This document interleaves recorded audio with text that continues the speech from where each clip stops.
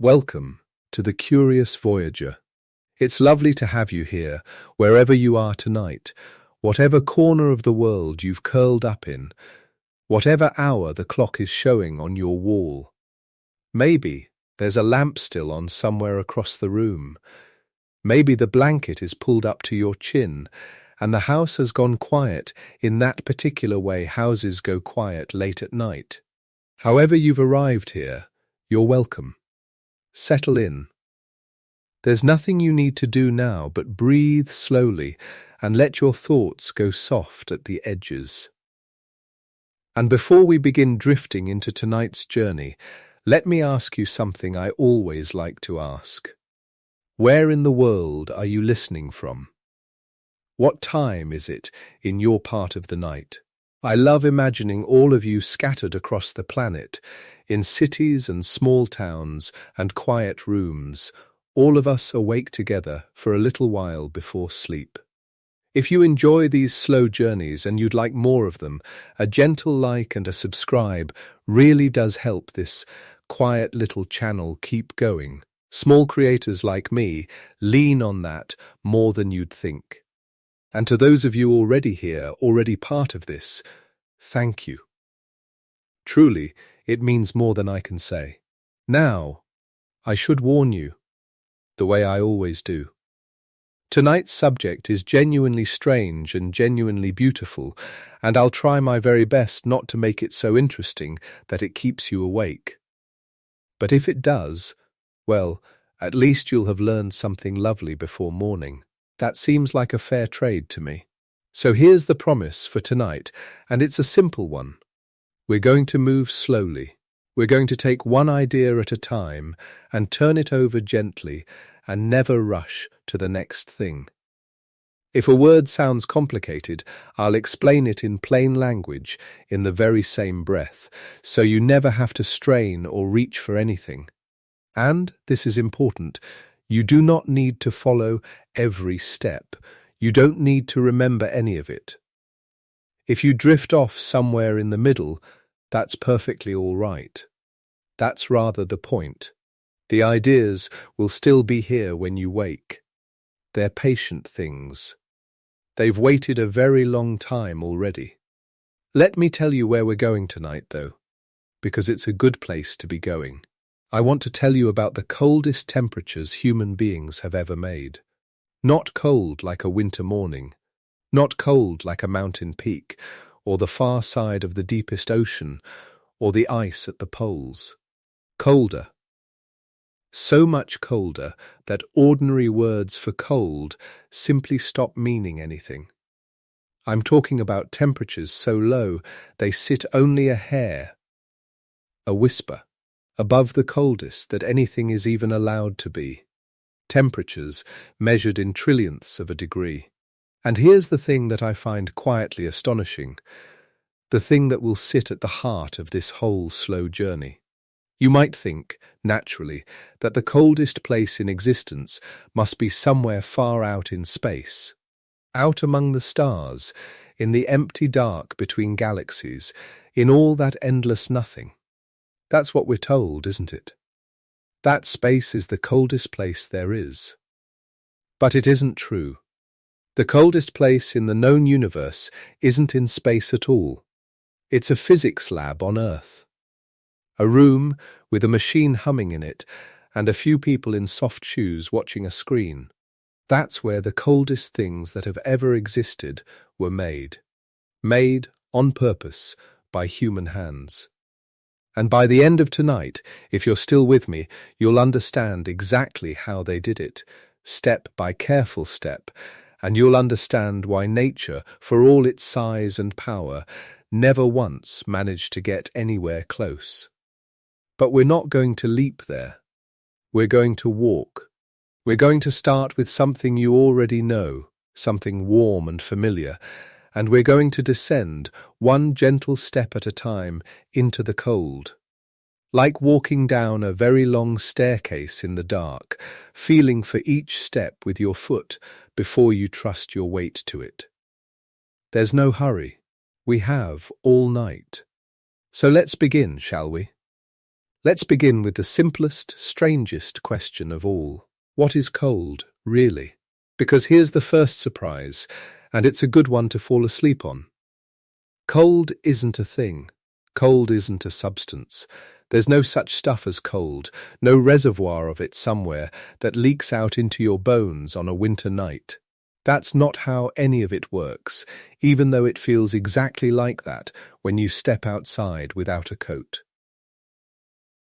What we call temperature, the warmth of a summer afternoon, the chill of a stone floor under bare feet, is really just movement. Tiny movement. The world around you, and you yourself, is made of unimaginably small pieces. Atoms, molecules, and those pieces are never ever still. They're always jiggling, trembling, shivering in place, bouncing off one another, buzzing about like a swarm of the most patient bees you can imagine. And the faster all that tiny jiggling happens, the hotter something is. The slower it happens, the colder. That's all temperature is. It's the average speed of the trembling. It's a measure of how energetically all those little pieces are dancing. Think of a warm cup of tea sitting on the table beside you. When we say it's hot, what we really mean is that the molecules of water inside it are moving quickly, rushing about, colliding and rebounding. And as it cools, as the steam curls off it, and it slowly comes down to the temperature of the room, those molecules aren't losing some magical substance called heat that pours away into the air. They're simply slowing down, handing their energy off, bit by bit, to the cooler air and the cooler table, until the tea and the room are moving at more or less the same gentle pace. That's what it means for the tea to go cold. The dance just quiets down. And this leads us straight to the single most important idea in the whole of tonight's journey. I want you to hold on to this one, softly, even as everything else drifts away. You cannot make cold. You can only take heat away. Let me say that again, more slowly, because it's the key that unlocks every door we're going to walk through. There is no machine anywhere in the world that pumps cold into a thing. It's impossible. What every freezer, every refrigerator, every one of those extraordinary laboratory machines actually does is the opposite. It removes heat. It reaches in, takes hold of that tiny trembling energy, and carries it somewhere else. Cold isn't something you add. Cold is what's left behind after you've taken the warmth out. And that reframes the whole adventure, doesn't it? Getting something cold isn't about pouring in some special chill. It's about carrying heat away, again and again, more and more cleverly, until there's almost nothing left to carry. Every step down our long staircase tonight is going to be exactly this, in a new disguise. A cleverer, gentler way of reaching in and stealing away the last little bit of movement. And each clever trick, as we'll see, works beautifully, right up until it doesn't. Right up until there's so little warmth left that the trick can't get a grip anymore. And then someone has to invent a whole new trick to go even lower. That's the story. That's the relay race we're going to follow all the way down. But if you're only ever taking heat away and slowing the dance down and down and down, a natural question arises, drifting up softly out of the dark. Is there a bottom? Is there a coldest possible cold? A place where the trembling stops completely, where there's simply no more movement left to remove? And the answer is yes, there is. It's called absolute zero. And it is the floor of the entire universe, the coldest that cold is even permitted to be. Absolute zero sits at a very particular number, and I want to give it to you gently, because we're going to keep coming back to it all night, like a lighthouse we keep glimpsing across the water. Absolute zero is minus 273.15 degrees on the Celsius scale. minus 273, and a little more. That's how far below the freezing point of water it lies. Water freezes at 0 Celsius. Absolute zero is nearly 273 whole degrees colder than ice. Now, because that's such an awkward, jagged number to keep carrying around, minus 273, scientists long ago decided to build a kinder ruler, a temperature scale that starts, very sensibly, at the very bottom, at absolute zero itself. And they called its units Kelvin, after a Scottish physicist we'll actually meet in just a little while, a man named Joule-Thomson, who was given the title Lord Kelvin. On this scale, the Kelvin scale, absolute zero is simply zero. 0 Kelvin. The beginning. And here's the loveliest thing about it, the thing that makes it feel so clean and calm. On the Kelvin scale, there are no negative numbers. None. You can't have a temperature colder than 0 Kelvin because there's no such thing as colder than no movement at all. 0 Kelvin is the floor, and beneath the floor there is simply nothing. Not colder temperatures, nothing. The scale just stops. So every step tonight, we're going to measure in Kelvin, counting down toward that floor. Comfortable room temperature, the warmth of the space you're probably sitting in right now, is about 293 Kelvin. Hold that number loosely, 293. That's cozy. That's a warm evening indoors. And from there, all the way down to 0, is the country we're going to travel through, slowly, one soft step at a time. Though I should whisper something now that we'll return to right at the very end, when you're likely already half asleep. That floor, absolute 0 Kelvin, nobody has ever actually reached it. Nobody ever will. It turns out you can get closer, and closer, and forever closer, walking toward it like a horizon that always stays just ahead of you. But you can never quite arrive. There's a beautiful reason why, and I promise we'll get to it. But for now, just let it sit there in the dark at the bottom of the staircase, the place we're always heading toward, and can never quite touch. All right. We've stood at the top of the stairs long enough. Let's take our first real step down. And I want to start somewhere so ordinary, so close to you, that you might have one running quietly in the next room right now. The freezer. Yes, your kitchen freezer. That humble white box where the ice cubes live and the peas go hard as pebbles. It is, believe it or not, the first rung on the very same ladder that ends in the coldest places in the universe. The principle inside your freezer and the principle that carries scientists down toward absolute zero are, at the root, the very same idea, which I find rather wonderful. The extraordinary begins in the kitchen. A home freezer keeps its inside at around minus 18 degrees Celsius. In our Kelvin counting, that's about 255 Kelvin. So we've taken our very first step down from 293 in the warm room down to 255 inside the freezer. Not a huge drop, but it's a real one, and it's worth understanding exactly how that box pulls it off, because the trick it uses will follow us a surprisingly long way down. Here's what's happening behind that freezer door, in the coils and tubes you never see. There's a special fluid inside, sealed in a loop of pipe, running round and round, forever. We call it a refrigerant, and this fluid is put through a kind of endless patient cycle. A cycle with a name, the vapor compression cycle, though the name matters far less than the story of it. Let me tell you the story of it instead, slowly, because it's genuinely rather elegant, and it's the sort of thing that's pleasant to follow as you're drifting off. It goes in 4 gentle movements, like a slow piece of music that repeats. First, the fluid, which at this point is a gas, gets squeezed.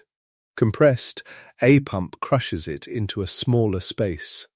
And here's a thing that's true of nearly all gases, a thing worth tucking away. When you squeeze a gas, it gets hot. Push all those trembling molecules closer together, force them to crowd, and they jostle harder, and the temperature climbs.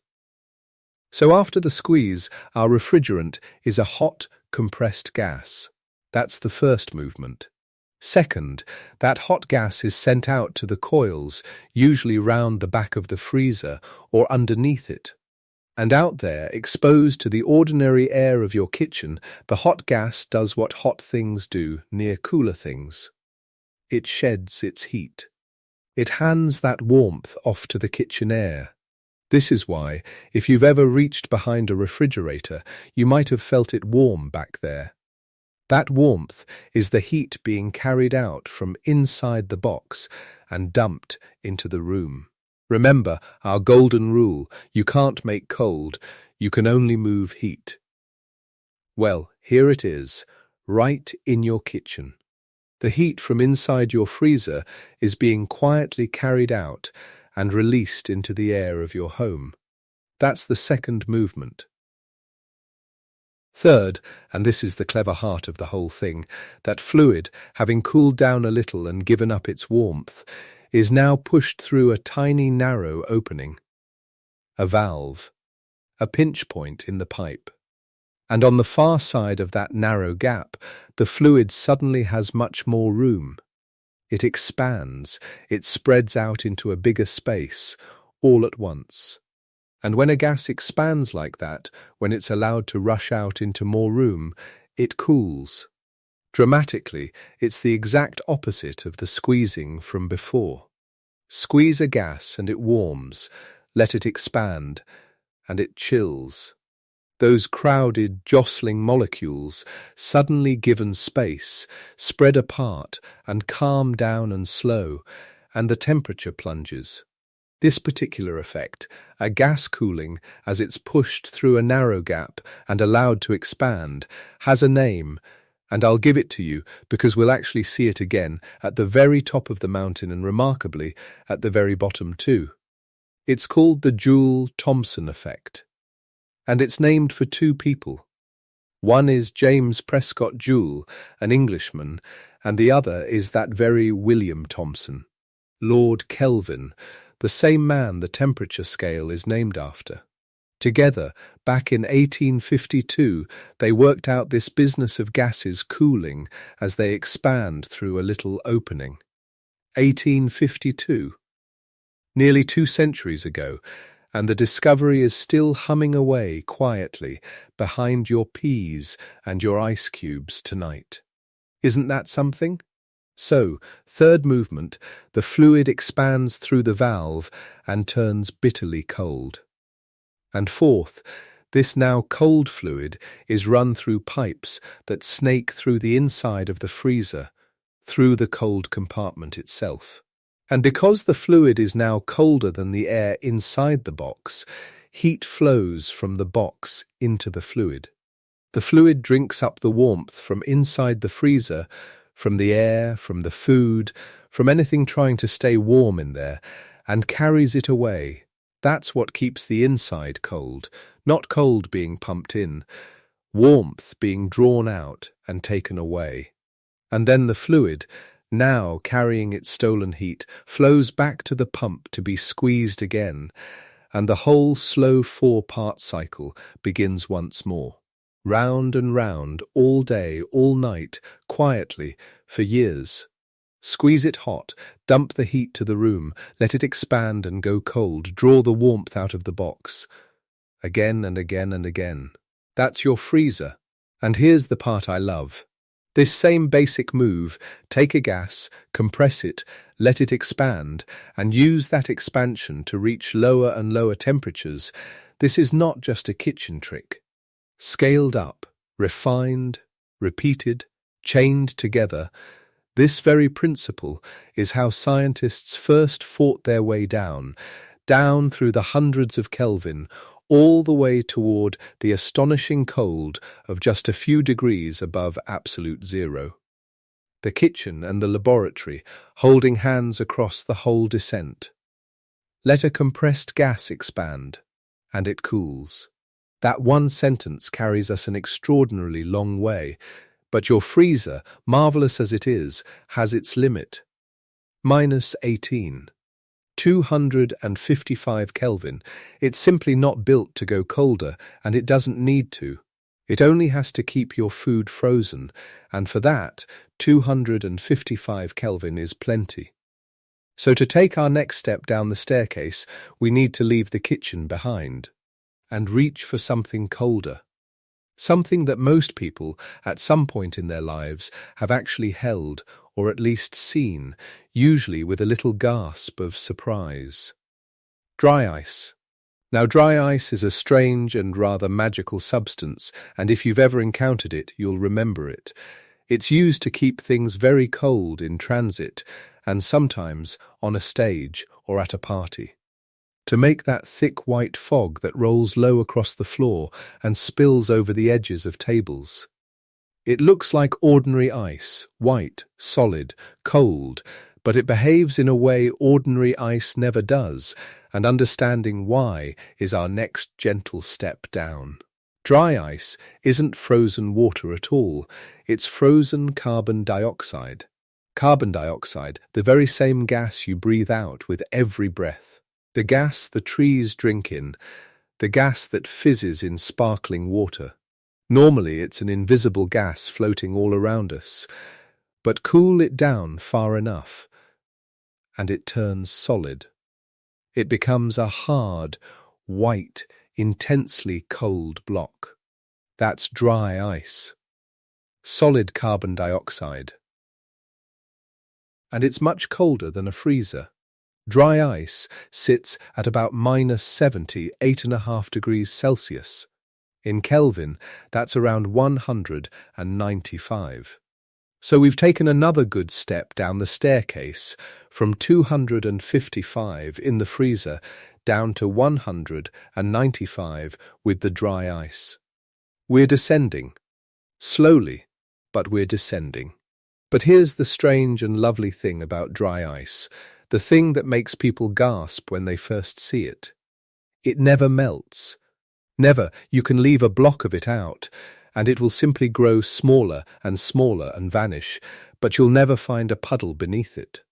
It doesn't turn into a cold liquid the way an ice cube turns into cold water. It goes straight from being a solid to being a gas, skipping the liquid stage entirely. One moment it's a hard white block, the next, that piece of it is invisible gas drifting off into the air. It leaps over the hole in between, over the puddle, over the liquid, from solid directly to vapour. That leap, that skipping over, has a lovely name too. It's called sublimation. To sublime, in this sense, is to go from solid straight to gas, without ever pausing to be a liquid in between. And it's that gas, subliming off the cold block and dragging the moisture in the air into fog as it goes, that makes the low white mist you sometimes see pouring off dry ice. It's not smoke. It's carbon dioxide quietly leaping from solid to vapour, and the room's own dampness turning to fog in the sudden chill. And dry ice matters to our journey for another reason. Beyond just being a colder step. It marks a kind of border, a frontier. Up above dry ice, in the warmer country we've been travelling, the freezer, the room, everyday chilly things, cold is mostly the business of water and ice. The ordinary cold you can meet in a kitchen or a winter. But once you go colder than dry ice, once you drop below that 195 Kelvin mark, you cross into a different land entirely. A land with its own name. That land is called cryogenics. It simply means the science and the craft of the very, very cold. The deep cold. far below anything the natural weather of Earth ever produces, the cold that only exists because someone made it. And crossing into cryogenics is where our journey stops being about kitchens and everyday chill, and starts being about something far more strange, far more difficult, and far more beautiful. Because to go lower than dry ice, water is no help to us anymore. Ice, snow, frost, all of it is far too warm now. We've left them all far behind, up near the top of the staircase. To carry heat away from something colder than dry ice, we're going to need colder tools. And the colder tools we're going to reach for next are, themselves, extraordinary. They are ordinary, familiar gases, the very air you're breathing right now, but turned into cold, clear liquids, rivers of liquid air. For most of the history of science, though, people believed that was flatly impossible. They believed certain gases simply could not be turned into liquids, no matter what you did to them. They even had a name for these stubborn gases. They called them the permanent gases, permanent because they seemed permanently, unchangeably gas, refusing forever to become liquid. The air itself. The nitrogen and oxygen all around you. Surely, they thought, these things are gases, and only ever gases. They were wrong. And the story of how that wall came down, how someone finally caught the uncatchable and poured out the first cupful of liquefied air, cold enough to shatter a flower into 1,000 pieces, is exactly where our staircase leads next. But that's a story for the next part of our slow descent. For now, just rest here a moment, on this landing, this frontier. Feel where we've come. We began in the warm room at 293 Kelvin, with a cup of tea cooling beside us, and the simple, strange truth that cold is only slowness, and that you can never make it, you can only carry heat away. We stepped down into the freezer at 255 and watched a fluid squeezed hot and let expand cold, drawing the warmth out of the box, using a trick that two men named Joule and Kelvin worked out back in 1852. And we stepped down again to the dry ice at 195 Kelvin, watching solid carbon dioxide leap straight into vapor, marking the border where the everyday world ends and the deep cold begins. 3 steps down. And so very, very far still to go. Because remember where we're heading, out there in the dark at the bottom of it all. Trillionths of a degree above absolute zero. The coldest places that have ever existed. Not in the sky, not in the empty spaces between stars, but down here, on Earth, in quiet rooms, made by human hands. And below us now, waiting on the next step down, is the moment when the air itself turns to liquid. But we won't take that step just yet. Not this breath, not tonight. Let the air stay air a little while longer, and let's just rest here on this frozen landing, you and I, with nowhere we have to be. Because there's a number I've been quietly carrying down the stairs with us, tucked away, and I don't think I've really shown it to you yet. It's the number that waits at the very bottom of everything, the floor beneath every floor. When we started, up in the warm room, I told you the temperature there was about 293. 293 Kelvin. And maybe that word slipped past you, soft as it was, and maybe you wondered, if you were still awake enough to wonder, why Kelvin? Why not the degrees you know?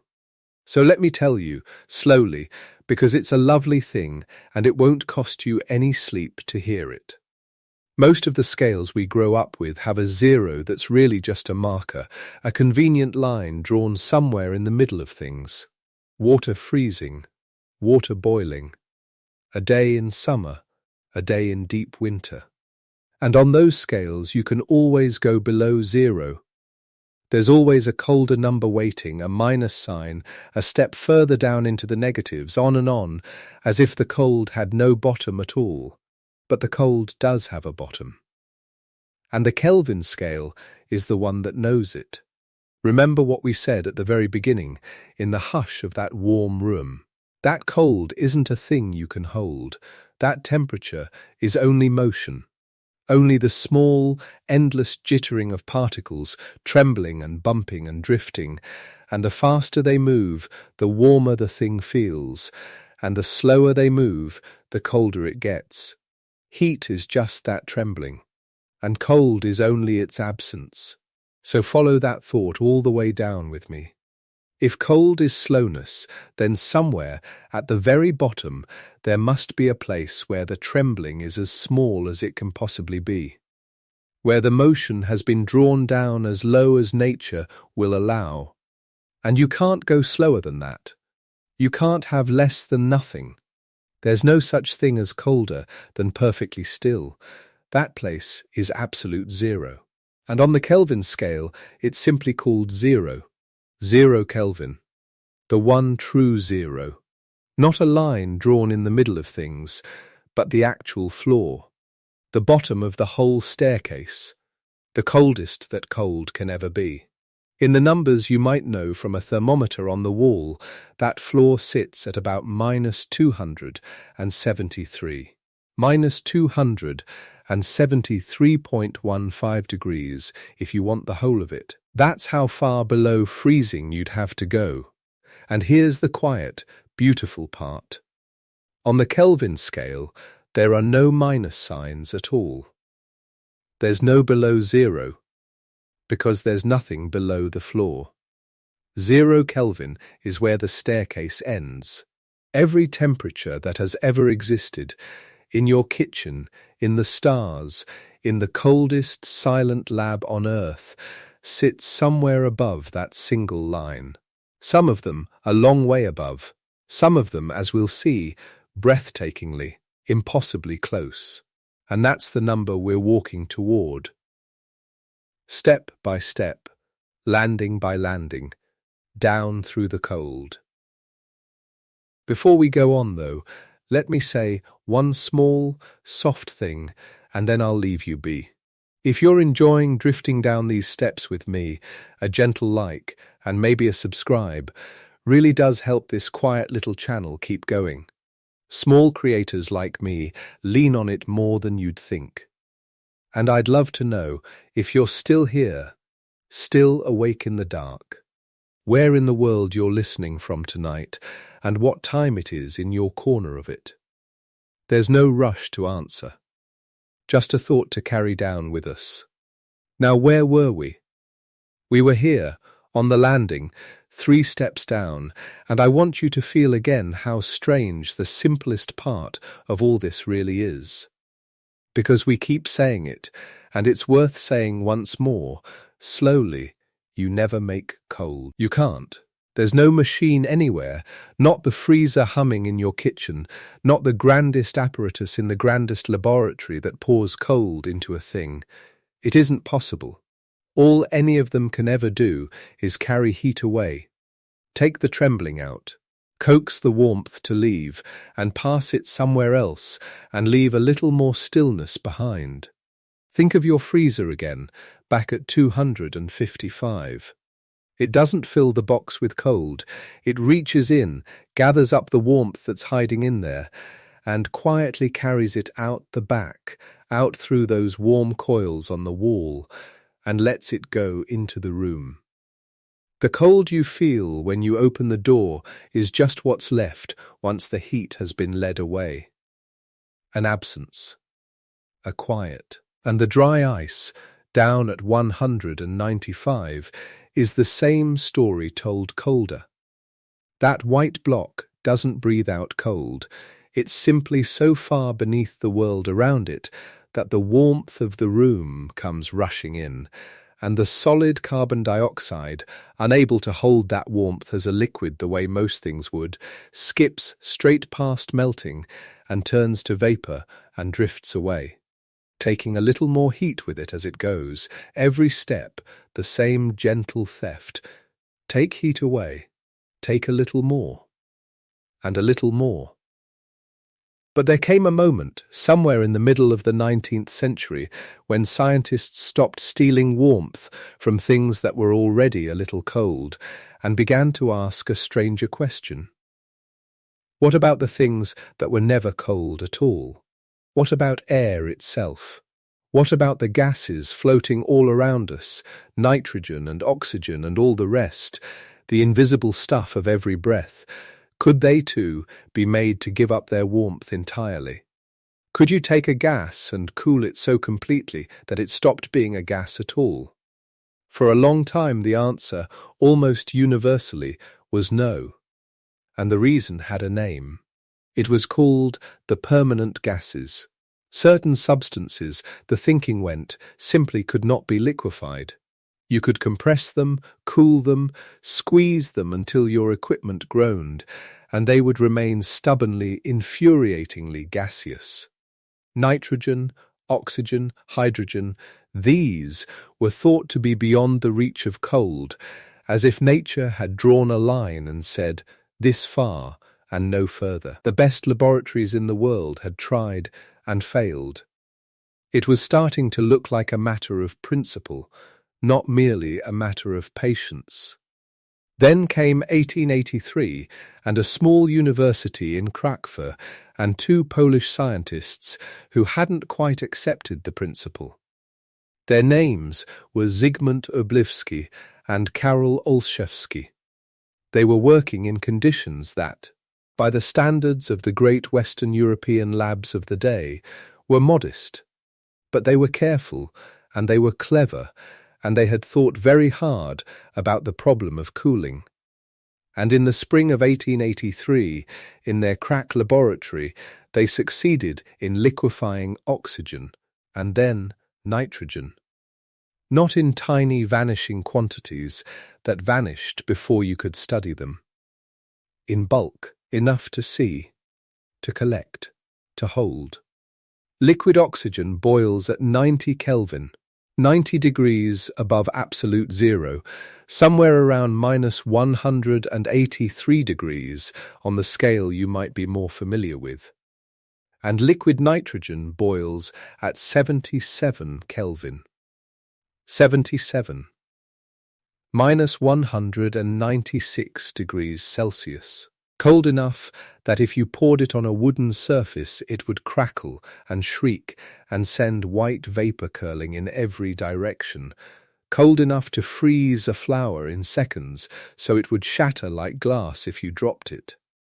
Cold enough that whatever you imagined cold could mean before, you have to revise it now. Liquid nitrogen.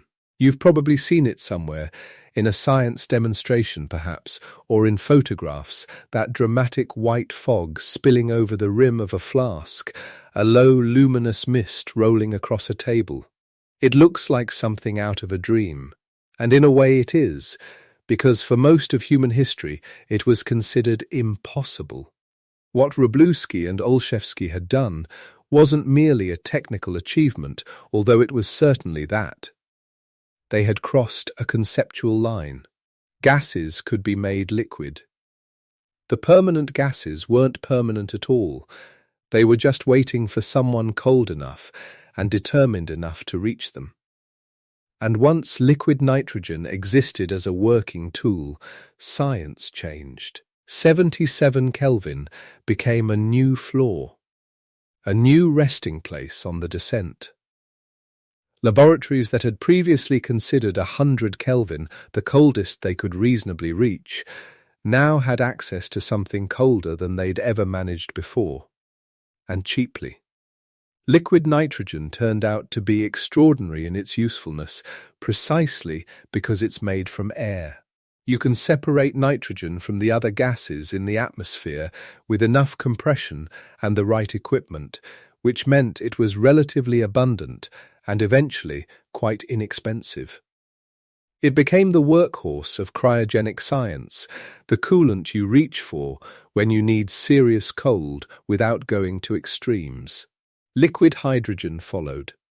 Hydrogen gas becomes liquid at around 20 Kelvin, 20 degrees above absolute zero, colder by a long margin than liquid nitrogen, and considerably more dangerous. Hydrogen is enormously flammable, but another step down the ladder. Oxygen, nitrogen, hydrogen, the permanent gases, one by one, had fallen. And yet, 77 Kelvin, 20 Kelvin, these were not yet close to absolute zero. Room temperature sits near 293 Kelvin, and the record at that moment stood around 20. You'd covered the distance from your kitchen to the front door, in a sense, and you were feeling rather proud of it. But the journey was enormous. The floor was still somewhere impossibly far below. There was one gas that had not fallen. One gas that still held out, as if it had decided on principle to be different. Helium. Helium is a peculiar element in almost every way that matters for this story. It is the second lightest element in the universe, so light that Earth's gravity can barely hold it, which is why balloons filled with helium slowly deflate through the walls of their rubber without you doing anything. The atoms small and quick enough to slip through materials that seem solid. But the thing that makes helium uniquely difficult to liquefy is something else. Its atoms interact with almost nothing. Most atoms have an attraction to each other, a kind of weak stickiness that when you get them close enough and slow them down enough, makes them willing to clump together into a liquid. Helium's atoms are so inert, so uninterested in everything around them, that you have to get them extraordinarily slow and extraordinarily close before they'll consent to stick at all. Every attempt to liquefy helium in the 1800s and early 1900s failed. The gas held. It came to be understood that you would need to reach lower temperatures than anything yet achieved just to begin the process. And the equipment of the time wasn't capable of it. You needed to already be cold, very cold, just to start. And you needed a laboratory that had mastered every step of the descent before it and was ready to go further. That laboratory was in Leiden, in the Netherlands, and the man who ran it was named Heike Kamerlingh Onnes. Kamerlingh Onnes was, by all accounts, a man of extraordinary patience and precision. He had spent decades building what was, by the early 20th century, the most advanced cryogenics facility in the world, the Leiden Cryogenic Laboratory. He understood that the path to the coldest temperatures was not a single leap, but a cascade, each step preparing the next. Each technique carefully mastered before the one below it was attempted. He was the kind of scientist who wrote meticulous records of everything, who trained his technicians with enormous care, who believed that the difference between success and failure at these temperatures was the difference between a laboratory that was serious and one that merely thought it was. The date was the 10th of July, 1908. It was a summer day in Leiden, which matters only as a way of underlining how strange it is that on a warm summer day in a Dutch university town, something happened for the first time in the history of the universe. Or nearly the history of the universe. We'll return to that claim later, and it will hold up. On that day, Heike Kamerlingh Onnes and his team liquefied helium. The helium, as it became liquid, settled at 4.2 Kelvin, 4 degrees and 2/10 above absolute zero, minus 269 degrees Celsius. To put this somewhere you might feel it, the surface of the moon, in the deepest shadows that have never seen sunlight, reaches about 40 Kelvin. The rings of Saturn sit somewhere around 70 to 100 Kelvin.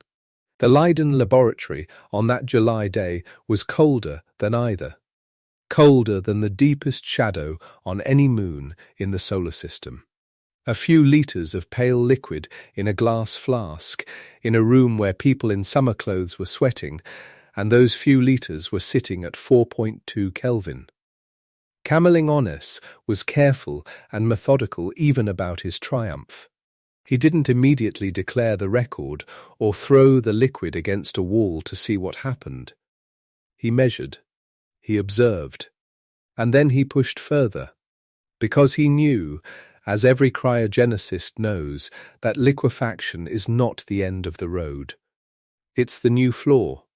Once you have liquid helium, the question immediately becomes, how much colder can you make it? By pumping on it, by reducing the pressure above the surface and letting the most energetic atoms boil away, he drove the temperature of the remaining liquid helium down. Closer, closer, he reached around 1.5 Kelvin. In that first year, 1.5 degrees above the absolute floor that physics said was the lowest possible temperature in the universe. He now had the coldest sustained temperature ever achieved by human beings. And with that cold, he started experimenting. He took metals, pure, well-studied metals, and began cooling them to see what happened to their electrical resistance, the way they fought against an electrical current passing through them. Everyone knew metals became slightly less resistant as they cooled. The atoms vibrated less, collided with electrons less, got out of the way more readily. Simple, expected, understood.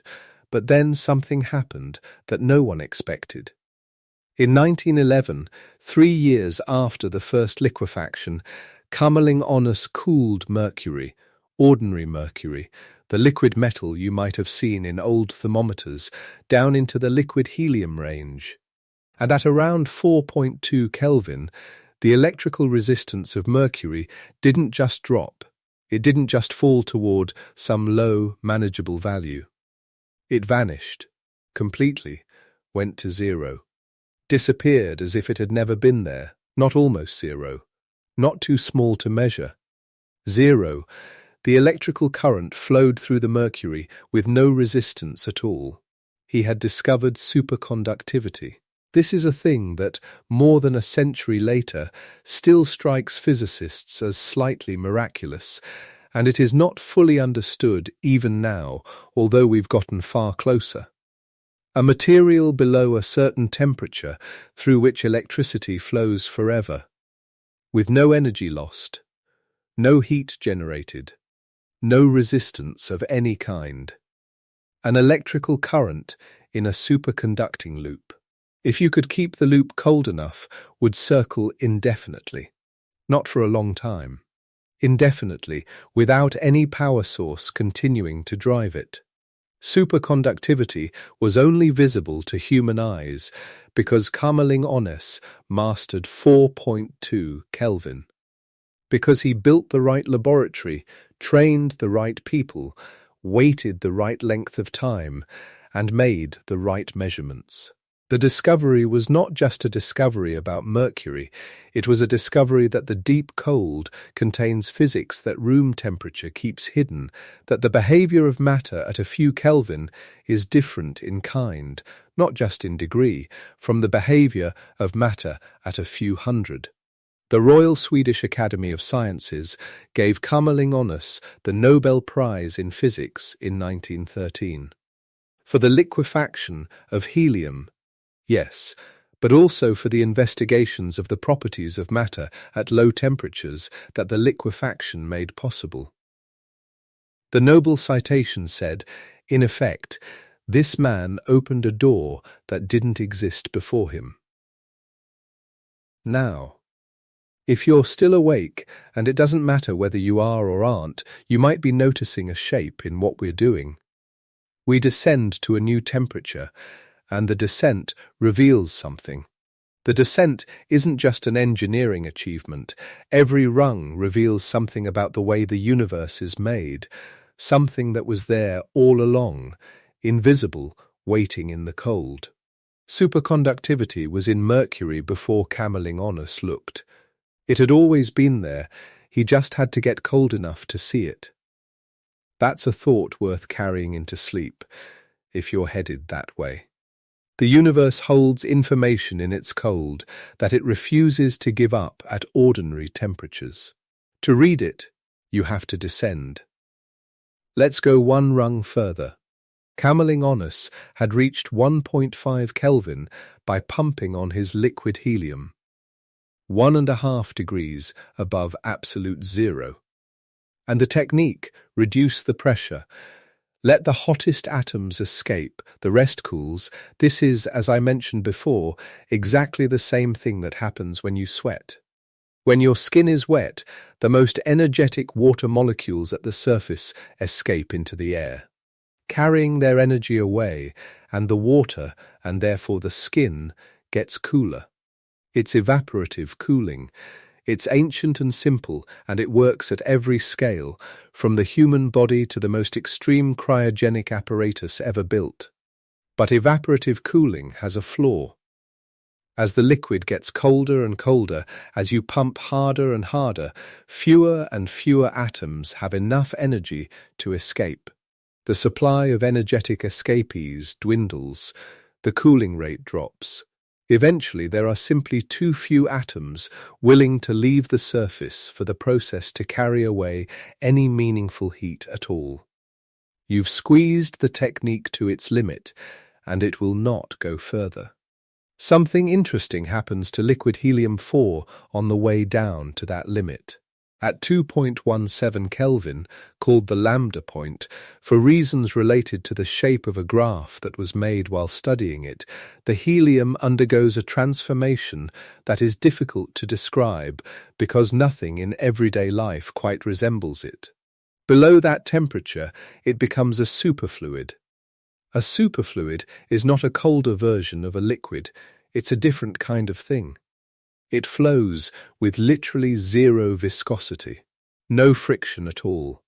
An ordinary liquid resists flow at least a little. That's what viscosity means, the tendency of a fluid to drag against itself and against things moving through it.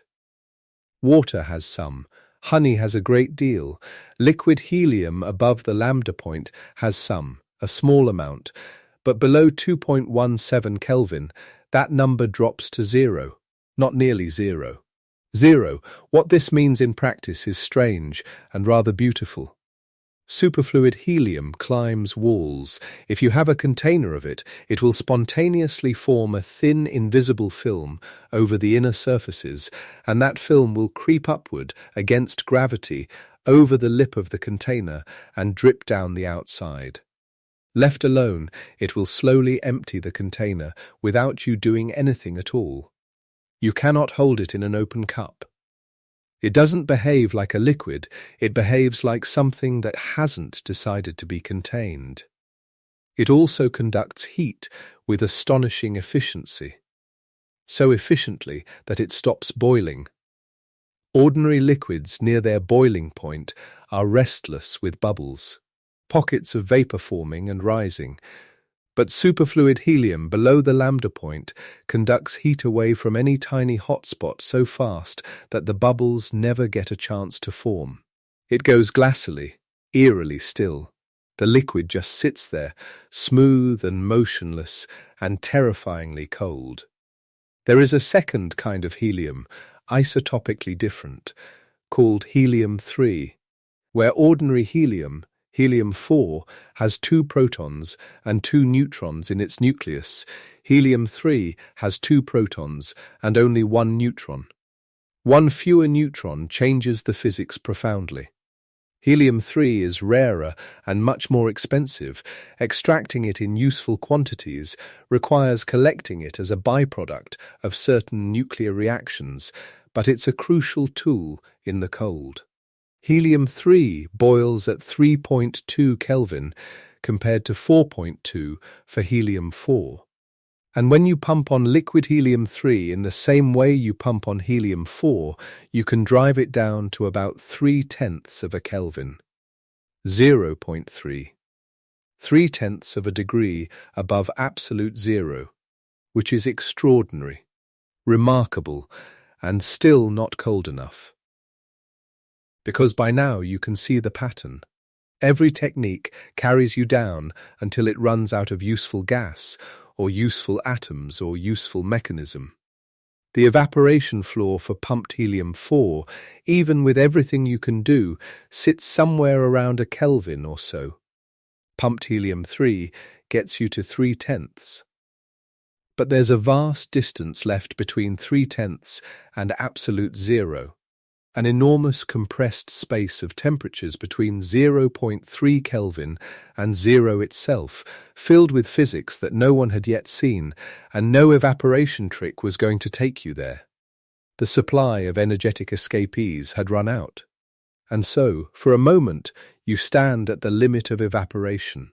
At 3/10 of a Kelvin, 300 millikelvin, or 300,000ths of a degree.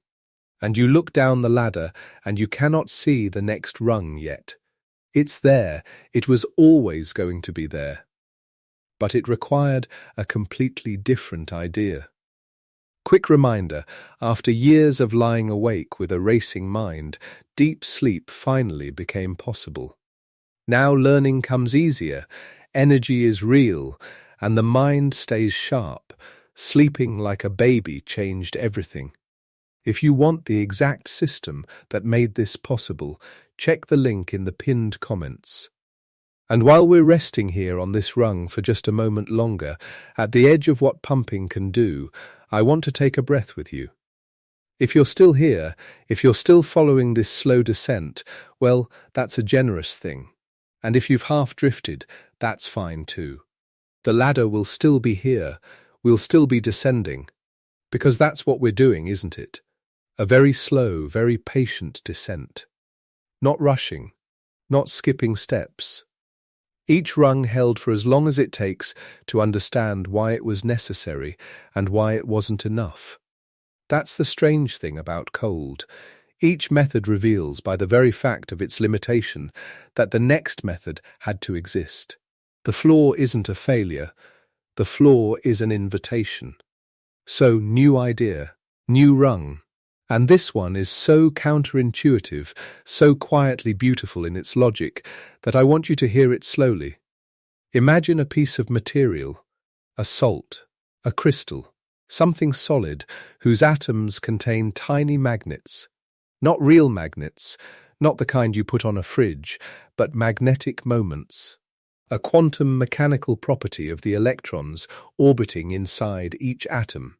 In ordinary conditions, these tiny atomic magnets point in random directions, this way and that way, all mixed up, disordered, like a crowd of people each facing a different direction. This disorder has a name in physics, entropy. It represents the number of ways a system can be arranged. High disorder, high entropy. Now imagine placing this crystal inside a strong magnetic field. The field reaches into the material and nudges all those tiny atomic magnets into alignment. They all point the same way, like the crowd all turning to face the same wall. This reduces the disorder. The entropy drops. And here's the key: when the entropy of the magnetic moments decreases, the energy released has to go somewhere. You can feel it as heat. The crystal warms up slightly as the magnets align. And in a laboratory you do this step. While the crystal is still in thermal contact with a cold helium bath, you let that heat flow out into the helium and away. Now you thermally isolate the crystal. You cut it off from everything around it. And then, very slowly, you remove the magnetic field. The tiny atomic magnets want to disorder again. They want to point in all their different directions, to return to their high entropy randomness. But to do that, to achieve the disordering, they need energy. And the only place they can get it from, now that the crystal is isolated, is from the crystal's own vibrations. The heat content of the crystal itself. So the magnets re-randomize by drawing energy out of the material's own warmth. The crystal cools itself. It cools itself by forgetting which way it was pointing. This is adiabatic demagnetization. Adiabatic means, in this context, thermally isolated, no heat flowing in or out. And it works. Not as an approximation, not as a useful-ish trick. It works beautifully, precisely, reliably. The theoretical basis was worked out independently by two physicists in the 1920s. Peter Debye in 1926 and William Francis Giauque in 1927 each arrived at the idea through their own thinking about entropy and magnetism and thermodynamics. It's one of those lovely moments in the history of science when two people, working separately, both see the same thing at almost the same moment, which usually means the idea was ripe, was almost inevitable, was waiting to be found by whoever looked carefully enough. But seeing the idea and doing the idea are different things. The experiment required a salt with the right magnetic properties, a strong enough field, careful enough thermal isolation, and the ability to start from a cold enough baseline. You couldn't begin adiabatic demagnetization at room temperature. You needed to be at a few Kelvin already, which meant you needed liquid helium to get there first. The techniques were stacking on each other. You couldn't skip a rung. You had to earn each one before the next became reachable. The demonstration came in 1933. William Giauque and his colleague Duncan MacDougall, working at the University of California in Berkeley, built the experiment and ran it. They pre-cooled a paramagnetic salt, a material chosen for its magnetic properties, using liquid helium. They applied a strong magnetic field and let the heat of alignment flow into the helium bath. They isolated the sample. They removed the field. The salt cooled to about 0.25 Kelvin, a quarter of a degree above absolute zero. This was, in 1933, the coldest temperature human beings had ever achieved. For the first time, someone had crossed below 1 Kelvin, below the boundary that separates the world of ordinary cryogenics from something far stranger and far colder. Below 0.25 Kelvin sat a regime that had never been touched. Giauque received the Nobel Prize in chemistry in 1949, the chemistry prize, not the physics prize, because the committee judged that his work on the properties of matter at low temperatures belonged as much to chemical thermodynamics as to physics. Either way, the warmth of that recognition couldn't reach the salt crystal in his experiment. It was far too cold for that.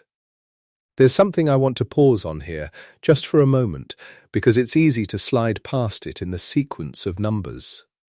In your kitchen, your freezer sits at around 255 Kelvin. In the dry ice example, we got to 195.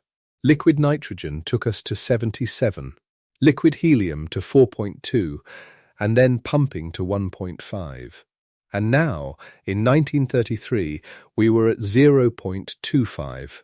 A quarter of a Kelvin, that's a quarter of a degree above the coldest anything can ever be. The journey from a household freezer to that point represents a descent of about 254 3/4 degrees. The remaining distance to absolute zero is a quarter of a degree. A tiny sliver of temperature, almost incomprehensibly small, and yet it will take, as you'll see, decades more of ingenuity to cross most of it. The last fraction is always the hardest. But here we are, on the 1933 rung, and the question is already forming in your mind if you're following closely. The same question that always forms on this ladder. Adiabatic demagnetization worked. It reached a quarter of a Kelvin. Beautiful. So why not go further? Can't you just do it again? Remagnetize. Remove the field again. Shouldn't you get colder each time? In principle, yes. In practice, there's a limit. Because as you get colder, the material approaches a state of such low entropy that the trick of re-randomizing the magnets gives you less and less temperature drop each time. and eventually the magnetic moments interact with each other too strongly, reaching what's called a magnetic ordering temperature.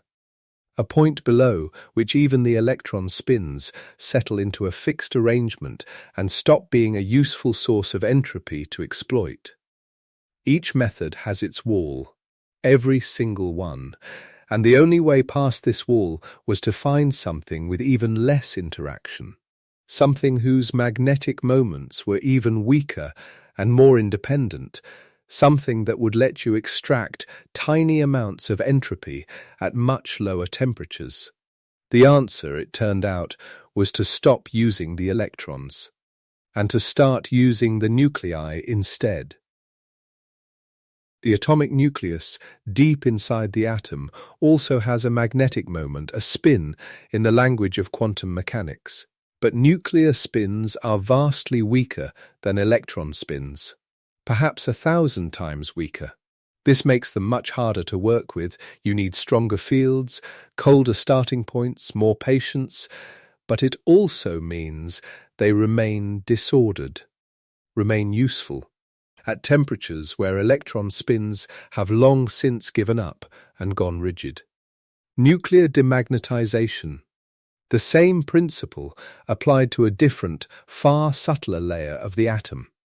The first successful nuclear demagnetization experiment was carried out by Nicholas Curti and his colleagues at Oxford in 1956. They cooled copper nuclei to about 1 microkelvin, 1/1,000,000th of a degree above absolute zero, 1,000th of the distance that Giauque had reached in 1933. 1/1,000,000th of a kelvin. To say that number and feel its scale takes a moment. Room temperature is about 293 Kelvin. 1 microkelvin is 0.000001 Kelvin. The ratio between room temperature and 1 microkelvin is roughly 300 million to 1. Think about that. If a single step were room temperature, then 1 microkelvin would be the width of a human hair, scaled the same way. And yet, Nicholas Curti got there at Oxford in 1956. But here is where we need to be careful, more careful than the number alone suggests. Because when we say that Curti cooled copper nuclei to a microkelvin, we mean exactly and specifically the nuclear spins, the nuclear magnetic moments. Not the copper metal itself, in the sense of its vibrations and heat content. Those vibrations, what physicists call the lattice, remained at a much, much higher temperature. The nuclear spins and the lattice were in different thermal states simultaneously. This distinction has a name, spin temperature. It will matter again very soon when we reach the lowest temperature ever recorded for a solid. When someone tells you that a piece of metal was cooled to 100 picokelvin, they are, if they're being precise, telling you the spin temperature, the temperature of the nuclear magnetic moments. The rest of the metal is warmer. Both temperatures are real and physically meaningful. But they describe different things, and it's worth knowing the difference, because the record is impressive enough without needing to blur it. So, from Curti's microkelvin in Oxford in 1956, the nuclear demagnetization technique was pushed further and further by different groups. Better magnets, colder starting points, purer materials, more patience. And eventually it reached a laboratory in Finland, the Helsinki University of Technology Low-Temperature Laboratory. A group of physicists who had spent years building and refining nuclear demagnetization apparatus, who understood the technique more deeply than almost anyone on Earth, and who chose as their sample a particular metal, rhodium, because of its specific nuclear properties. In the year 2000, this group cooled the nuclear spins of rhodium to approximately 100 picokelvin. 100 picokelvin. Pico is the prefix for 1/trillionth. 100 picokelvin is 100 trillionths of a degree above absolute zero, 10 to the power of -10 Kelvin. This is the coldest temperature ever recorded in a solid. The coldest spin temperature, and we know what that means now, ever achieved. And it came not from a flash of inspiration or a single clever trick, but from almost a century of accumulated technique. Each generation of cryogenicists pushing the method further, each paper building on the last, the thermometer descending slowly, one painstaking experiment at a time. 100 picokelvin. Hold that number somewhere soft in your mind, the way you'd hold a small, extraordinary stone you found on a walk, something too small to seem like much, but when you hold it up to the light, it contains a whole world of compression. 100 picokelvin is the coldest solid, the coldest lattice of atoms that holds itself in a fixed arrangement, cooled to within 100 trillionths of a degree of the floor. But the solid record is not the only record, and the ladder doesn't end here. Because somewhere alongside the demagnetization tradition, an entirely different approach to cold was being developed. One that didn't use magnetic salts or nuclear spins or liquid helium as a coolant at all. One that used something no one would have thought of as a source of cold. Light. A laser. We think of lasers as burning things, as hot, intense, dangerous, and they can be.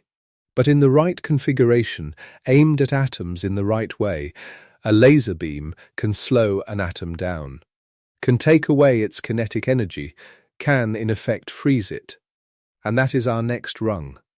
The rung of laser cooling, where light, ordinary, visible, photonic light, becomes the coldest tool in the world. But we're not there yet. Not quite. You're still here with me on the rung of nuclear demagnetization in the Helsinki lab in the year 2000, with rhodium nuclear spins sitting at 100 picokelvin and the whole world outside the cryostat completely oblivious to what's inside it. And the question that the next rung always brings, is already forming. The magnetic trick works at 100 picokelvin for spins, but the solid itself, the lattice, the metal, is still warmer. And to go further still, to reach temperatures even below this in a different kind of system, you need a system that isn't a solid at all. You need something looser, something lighter, something you can push around without it fighting back. And for that, you need to go back up the ladder briefly, not to warm temperatures, but to a different branch of cold, a branch that developed in parallel, a branch where the cooling agent isn't a magnetic field or a helium bath, but a beam of photons tuned to precisely the right color. Let's go there. Slowly, so, 1 Kelvin. Or somewhere near it, depending on how carefully you're pumping, how cold your cryostat is, how well you've insulated it from the warmth of the room outside. 1 Kelvin. A temperature so cold that most of the periodic table would have frozen solid long before you got there. A temperature so cold that if you could somehow breathe air at that temperature, which you can't, because the nitrogen in it would have condensed into a liquid, and the oxygen along with it, it would feel nothing like cold. It would feel like extinction. 1 Kelvin. And yet, from the perspective of the absolute floor, from the perspective of 0 Kelvin, which is what we're trying to approach, 1 Kelvin is still, in some important sense, barely cold at all. You are still 1 full degree above absolute zero. You have, in a sense, barely started. But here is the thing that happens when you try to push below 1 Kelvin with pumped helium. You hit a wall, a soft wall, in that it doesn't collapse on you suddenly, but a wall nonetheless. The atoms you're relying on to carry heat away, the helium atoms that boil off the surface of the liquid, taking energy with them into the vapor, become rarer and rarer as the temperature drops. Each one that leaves takes a little piece of the energy of the liquid with it. But as the liquid gets colder, fewer and fewer of them have enough energy to escape. The vapor pressure drops, the boiling slows, until at some point it has slowed almost completely, and pumping harder just means pumping harder on very little. The cooling stalls. The method has found its flaw. So what do you do when evaporation can't take you any further? That was the question. And the answer, when it came, was so strange that for a little while even the physicists proposing it weren't entirely sure it would work. The answer came from Heinz London. Not the city. A physicist. Heinz London, the younger brother of another physicist, Fritz London, who had done important theoretical work on superconductors, and Heinz himself had spent a great deal of his career thinking about helium, about what it could and couldn't do, about its stranger properties, especially at very low temperatures. In the 1950s, Heinz London proposed an idea for a refrigerator that used no moving parts, no compressor, nothing mechanical.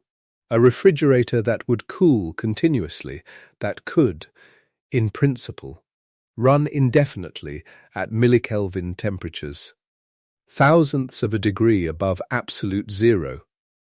Temperatures roughly 1,000 times colder than pumped helium had ever managed. The idea was built around the two isotopes of helium. You may remember from earlier in the night that helium exists in two varieties. Helium-4, the common one, with 4 particles in its nucleus, is what fills Giauque flasks and party balloons. Helium-3, the rare one, with only 3 particles in its nucleus, costs a great deal more and behaves in importantly different ways. At room temperature, a mixture of the two looks like a perfectly ordinary gas. At colder temperatures, a liquid. And the mixture behaves more or less as you'd expect a mixture of two things to behave. Blended, homogeneous, unremarkable, until you cool it to about 0.87 Kelvin. Below 0.87 Kelvin, something extraordinary happens. The mixture refuses to stay mixed. It separates spontaneously into 2 phases, the way oil and water separate in a bottle you've stopped shaking. One phase is rich in helium-3, lighter, sitting on top. The other phase is rich in helium-4, heavier, settling below. 2 phases in contact with each other, one floating on the other, each with its own distinct composition.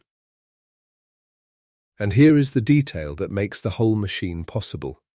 The helium-4 rich phase, the one below, is not pure helium-4. It still holds a small but fixed fraction of helium-3, about 6.6%, even at temperatures approaching absolute zero. That 6.6% never goes away, no matter how cold you get. It is a quantum effect. Helium-3 atoms in the dilute phase behave quantum mechanically, as if they were a gas of particles at effectively zero pressure, and so there is always a certain density of them that remains dissolved in the helium-4 all the way down to the lowest temperatures. That 6.6% is the engine. Here is what the dilution refrigerator does with it. You force helium-3 atoms from the helium-3 rich phase across the interface into the helium-4 rich phase. You drive them from concentrated into dilute. And crossing that interface, making that transition from a concentrated mixture into the dilute one, costs energy. The helium-3 atoms have to do work to dissolve into the superfluid helium-4 around them. And where does that energy come from? It comes from the thermal energy of the system itself, from the random jostling motion that is temperature. The helium-3 atoms draw heat out of their surroundings in order to make the crossing, and the surroundings get colder. It is, in an important sense, evaporative cooling again. Not evaporation into a gas, but evaporation from one liquid phase into another. Helium-3 atoms leaving their concentrated phase and dissolving into the dilute phase, carrying thermal energy with them. And the crucial difference from ordinary evaporation is that the process never runs out. Because the dilute phase always holds 6.6% helium-3, and because the device continuously pumps helium-3 away at the top, circulating it through a series of heat exchangers, cooling it, and bringing it back to the concentrated phase, the flow never stops. The machine runs continuously, hour after hour, day after day, at temperatures its pumped helium predecessor could never dream of. A well-built dilution refrigerator maintains a continuous base temperature of roughly 5 to 10 millikelvin, 5 to 10 thousandths of a degree above absolute zero. The record continuous base temperature ever achieved in a dilution refrigerator is about 1.75 millikelvin, 1.75 thousandths of a degree. Imagine absolute zero as the bottom of a very deep well. A pumped helium system gets you to about 1 meter from the bottom. The dilution refrigerator lowers you to about 2 millimeters. Not there yet, but vastly, almost impossibly closer. And this machine, this quietly ingenious device that Heinz London sketched out in the 1950s and that was first realized in the 1960s, is not just a laboratory curiosity. It is right now one of the most practically important machines in all of science. Because the computers people are building today to harness the laws of quantum mechanics, quantum computers, with their fragile quantum bits that exist in superpositions of states and collapse at the slightest disturbance, those computers need to be cold. Cold enough that thermal vibrations cannot disturb a single qubit. And the temperature they need is precisely the millikelvin range. Right where the dilution refrigerator lives. The cooling systems hanging from the ceilings of quantum computing laboratories, those strange chandelier-like structures of gold-colored metal rings and wiring, those are dilution refrigerators. The machines Heinz London proposed are now running some of the most expensive and carefully maintained technology on the planet. But the dilution refrigerator, for all its cleverness, is not the final word. It reaches the millikelvin, which sounds impossibly cold. And it is, but between the millikelvin and the absolute floor, there is still territory. Still 3 full orders of magnitude, 3 factors of 1,000 to be gained. And gaining them required going back, actually, to an idea that predates the dilution refrigerator by 2 decades. An idea that was, in some sense, the first genuine leap into the sub-Kelvin world. The idea of cooling with a magnet. Let me tell you about that. It begins, as so many things do, with 2 scientists thinking the same thought independently, around the same time in different places, neither knowing about the other. In 1926, Peter Debye, a Dutch-American physicist who had already done important work on the specific heats of solids and would go on to win a Nobel Prize, published a paper proposing that you could cool a paramagnetic salt by a process he called adiabatic demagnetization. Independently and almost simultaneously, an American physical chemist named William Francis Giauque arrived at the same idea in 1927. The same principle, the same approach, reached by 2 different paths. Neither of them had yet demonstrated it in a laboratory. It was still a proposal, a theoretical argument about what ought to happen if you arranged certain conditions. But the argument was sound, and by 1933, Giauque, working with his colleague Duncan MacDougall at the University of California, Berkeley, was ready to test it. To understand what they did, you need to understand what a paramagnetic salt is and what its atoms' magnetic moments can be made to do. Inside a paramagnetic material, certain atoms behave a little like tiny compass needles. Each atom has a magnetic moment, a small magnetic field of its own, arising from the spin of its electrons. At room temperature, thermal motion is so vigorous that these tiny magnets point in random directions, constantly jostling and reorienting, their collective effect averaging to almost nothing. The material has no overall magnetization. The atomic magnets are disordered.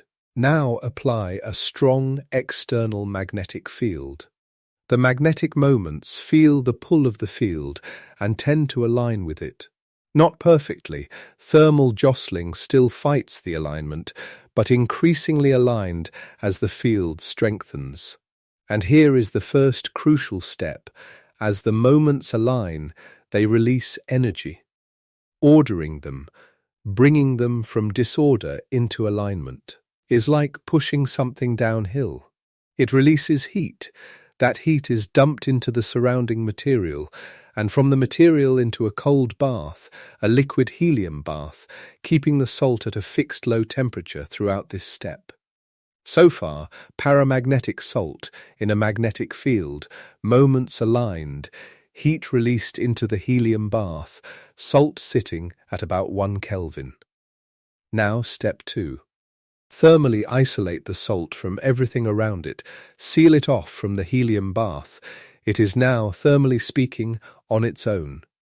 And then, slowly, reduce the magnetic field. Turn it down. The magnetic moments, no longer held in alignment by the field, begin to disorder again. They re-randomize. And re-randomizing, moving from order back into disorder, requires energy. The moments have to borrow that energy from the thermal vibrations of the surrounding crystal, from the random atomic jostling that is temperature. The crystal cools itself. This is adiabatic demagnetization.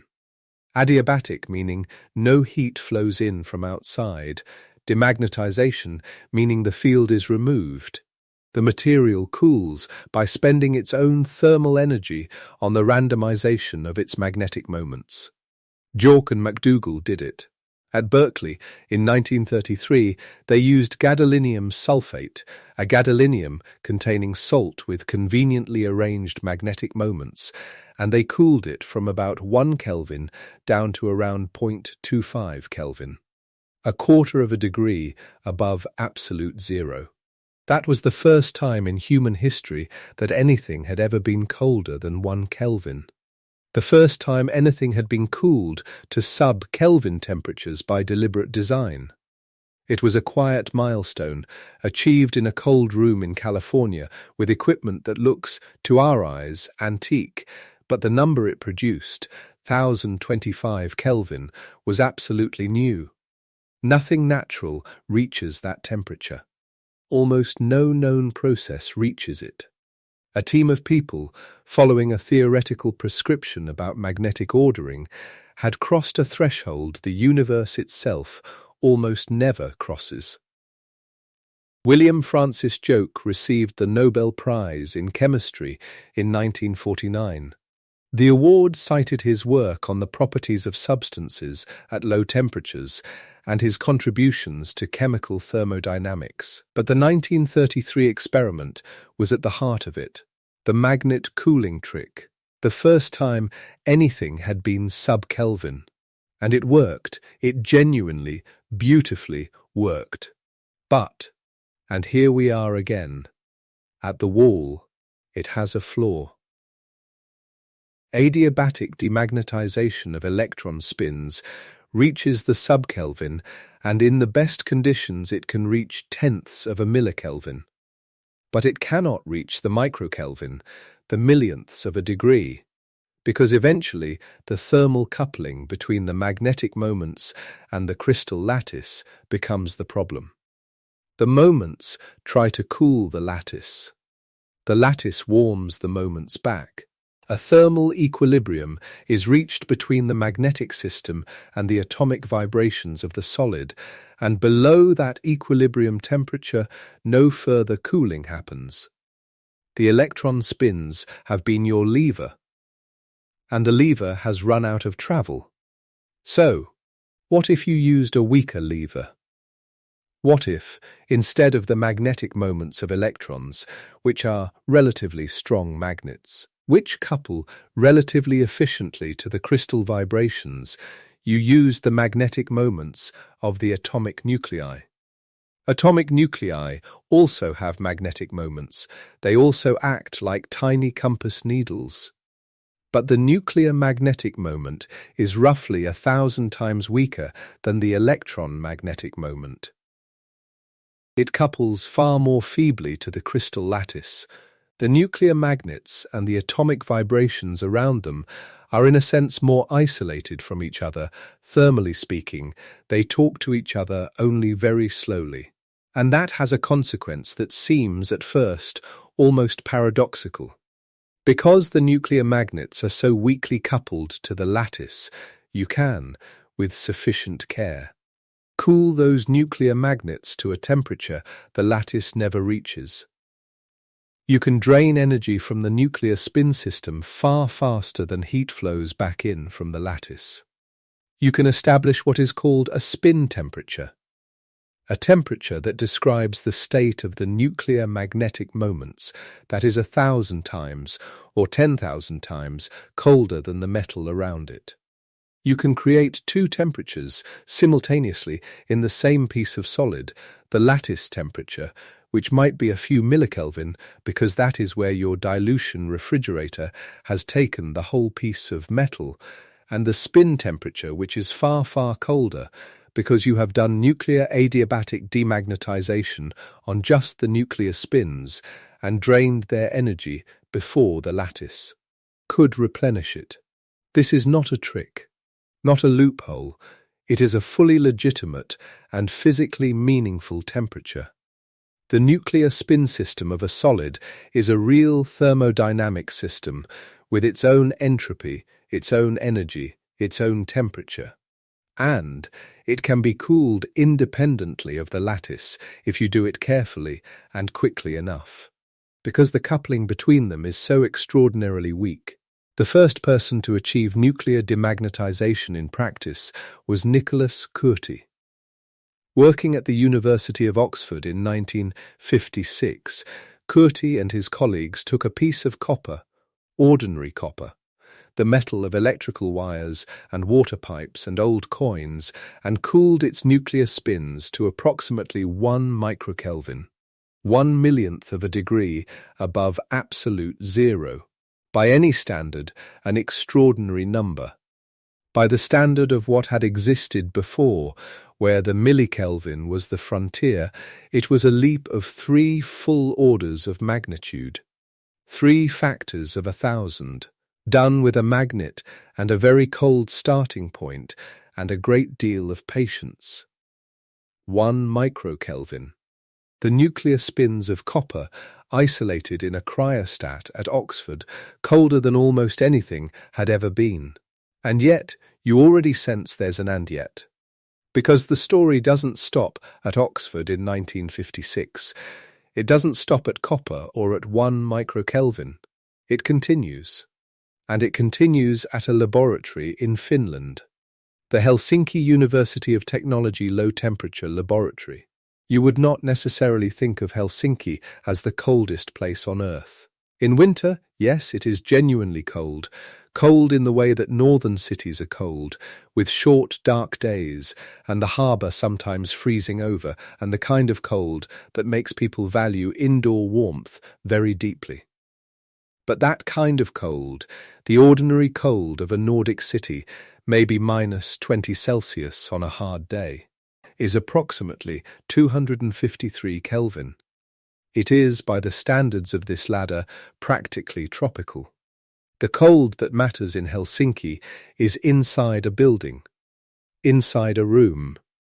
inside a cryostat, inside the nuclear spins of a piece of rhodium metal. In the year 2000, researchers at the Helsinki Low-Temperature Laboratory cooled the nuclear spins of rhodium, a rare silvery white metal, harder than platinum, found mostly in catalytic converters and certain electrical contacts, to approximately 100 picokelvin. 100 picokelvin, that is 100 trillionths of a degree above absolute zero. Written as a decimal, 0.00000001 Kelvin. A number so small that if you wrote it as a fraction, the numerator would be 1 and the denominator would be 10 billion. This is, as of the telling of this story, the coldest temperature ever recorded in a solid. In any conventional thermodynamic sense, the coldest temperature ever recorded for a piece of material sitting in a laboratory on the surface of the Earth. And it requires, before we move on, a moment of honest clarification.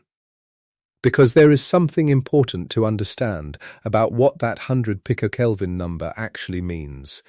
It means the nuclear spin temperature.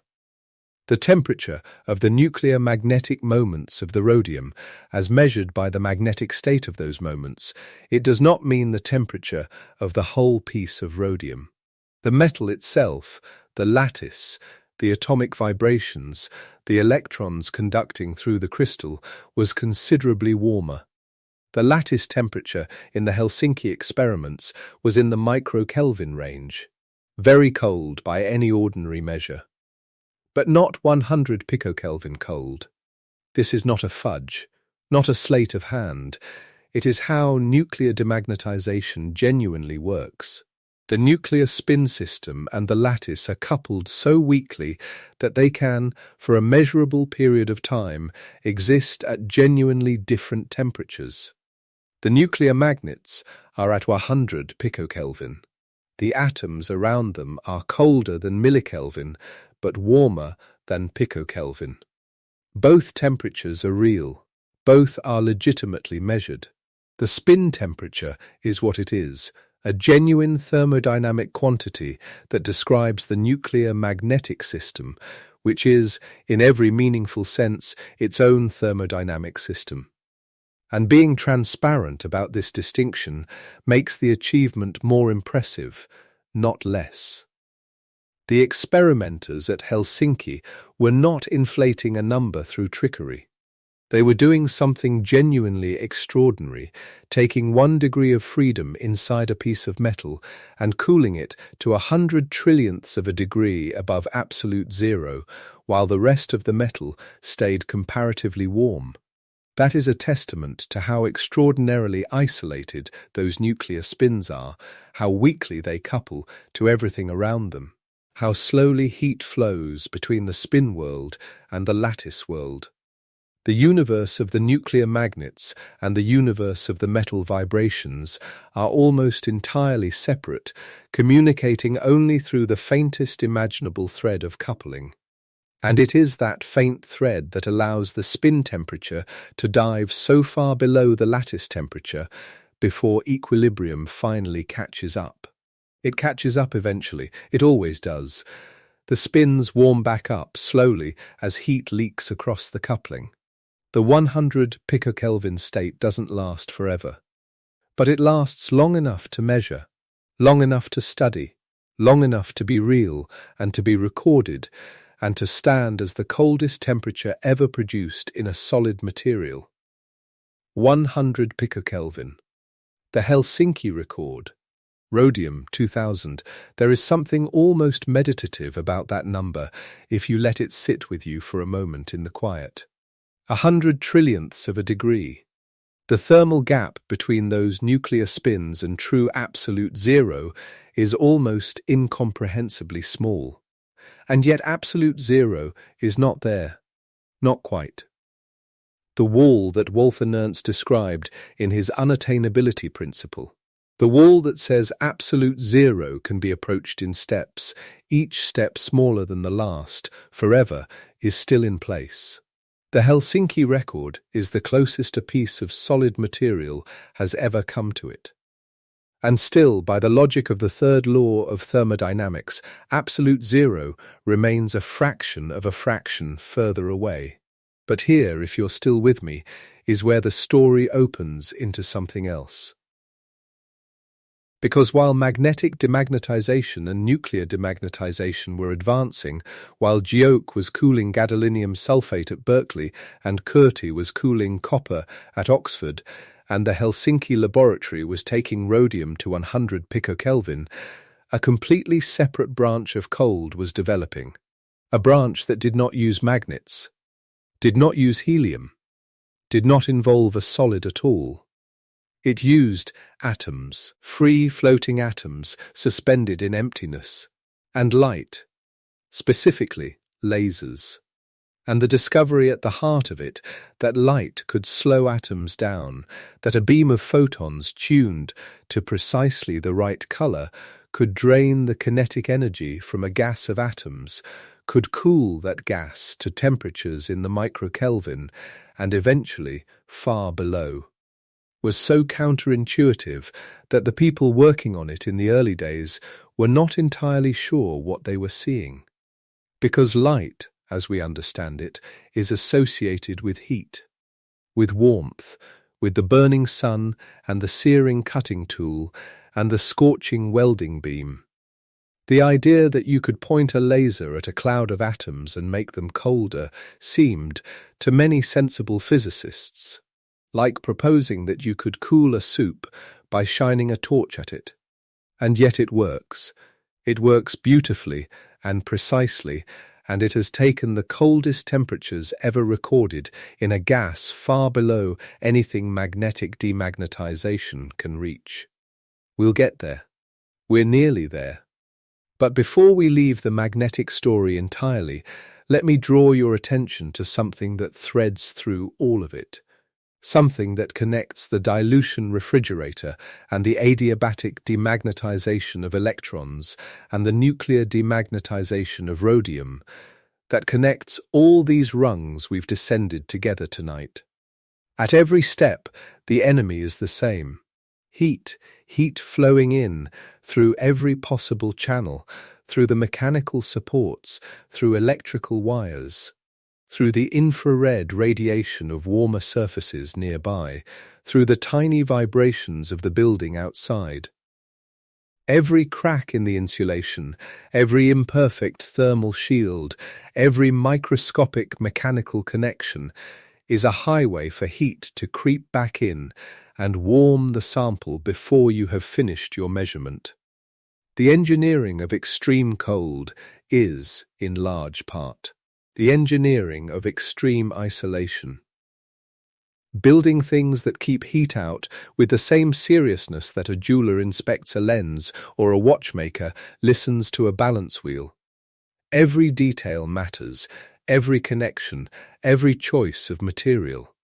And one of the things that makes the Helsinki results so remarkable is not just the number, it is the insulation, the patience, the years of careful refinement that went into building a cryostat so perfectly shielded from the warmth of the outside world that rhodium nuclear spins could sit at 100 picokelvin for long enough to be measured and trusted and reported. The people who do this work spend their careers learning to listen to the quietest possible room, not for sounds, but for heat, for the tiny, persistent trickle of thermal energy that is always trying to flow in and warm the thing they are trying to keep cold. And their skill is in blocking every pathway, one by one, until the only heat that matters is the irreducible minimum that quantum mechanics itself insists on. Because there is, in the end, a flaw that no amount of engineering can bypass. Not a flaw set by the ingenuity or the patience of the experimenter, a flaw set by the laws of physics themselves. And that flaw, absolute zero Kelvin, the temperature at which all thermal motion would cease if the universe permitted such a thing, which it doesn't, is still a little further below where Helsinki reached. Unreachable, not just difficult. Not just expensive, unreachable in principle, by any method, by any number of steps, however cleverly arranged. We will sit with that wall. With Walther Nernst and his unattainability principle. With the strange and quietly beautiful reason why absolute zero is a destination you can approach forever without arriving.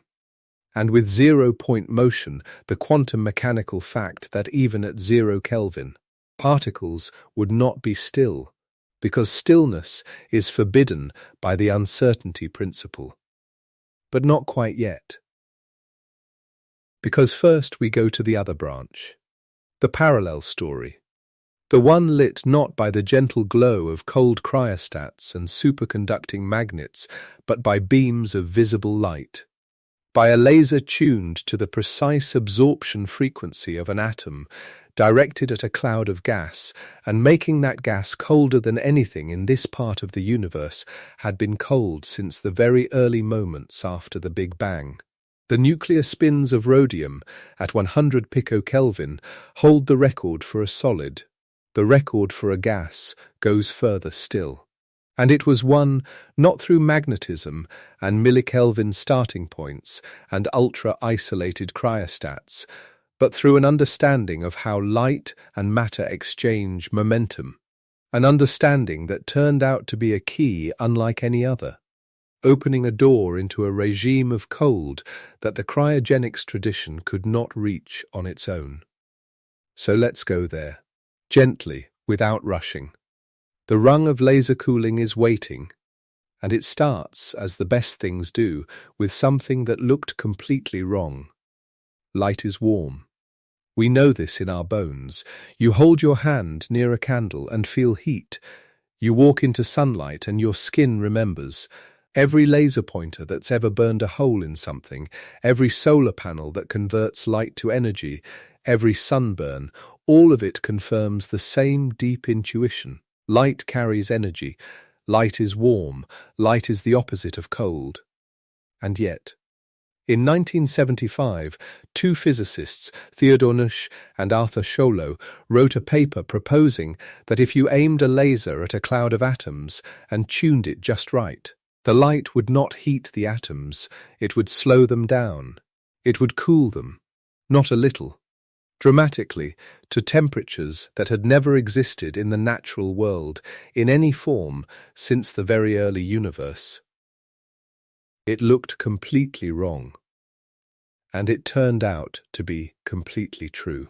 Here is the mechanism, and it is elegant once you see it.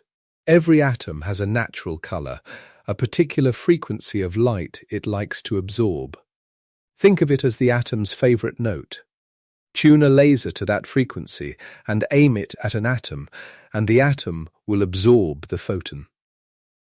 When it does, that photon carries a tiny push, a momentum kick, in the direction the light was traveling. The atom absorbs that kick, and for a fraction of an instant it carries the light's momentum as its own. Now here is where the Doppler effect does something beautiful.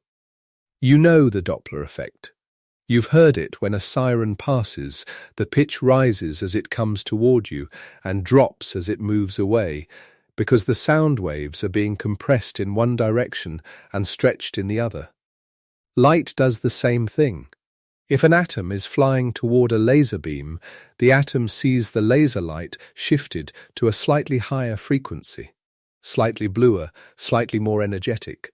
And if the atom is flying away, it sees the light shifted to a slightly lower frequency, slightly redder.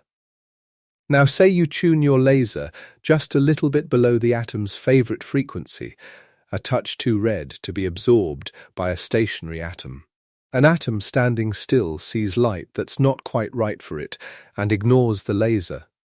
But an atom flying toward the laser sees the light Doppler shifted up, just into resonance.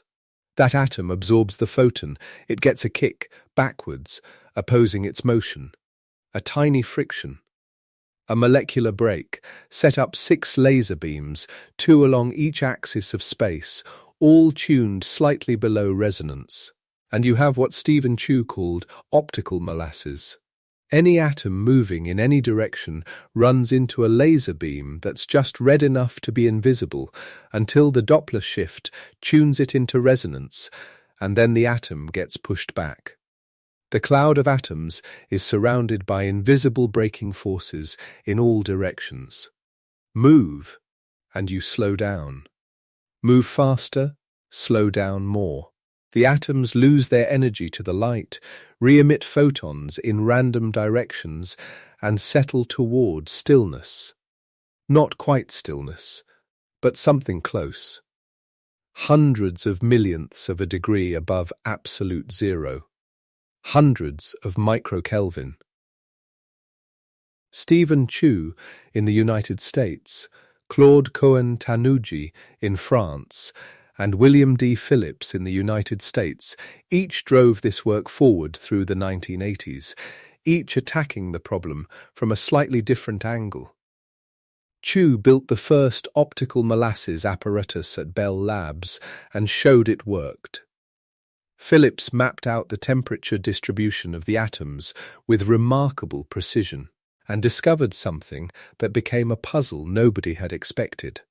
His atoms were colder than theory said they should be, colder than the Doppler limit allowed. This was 1988, and it was genuinely baffling.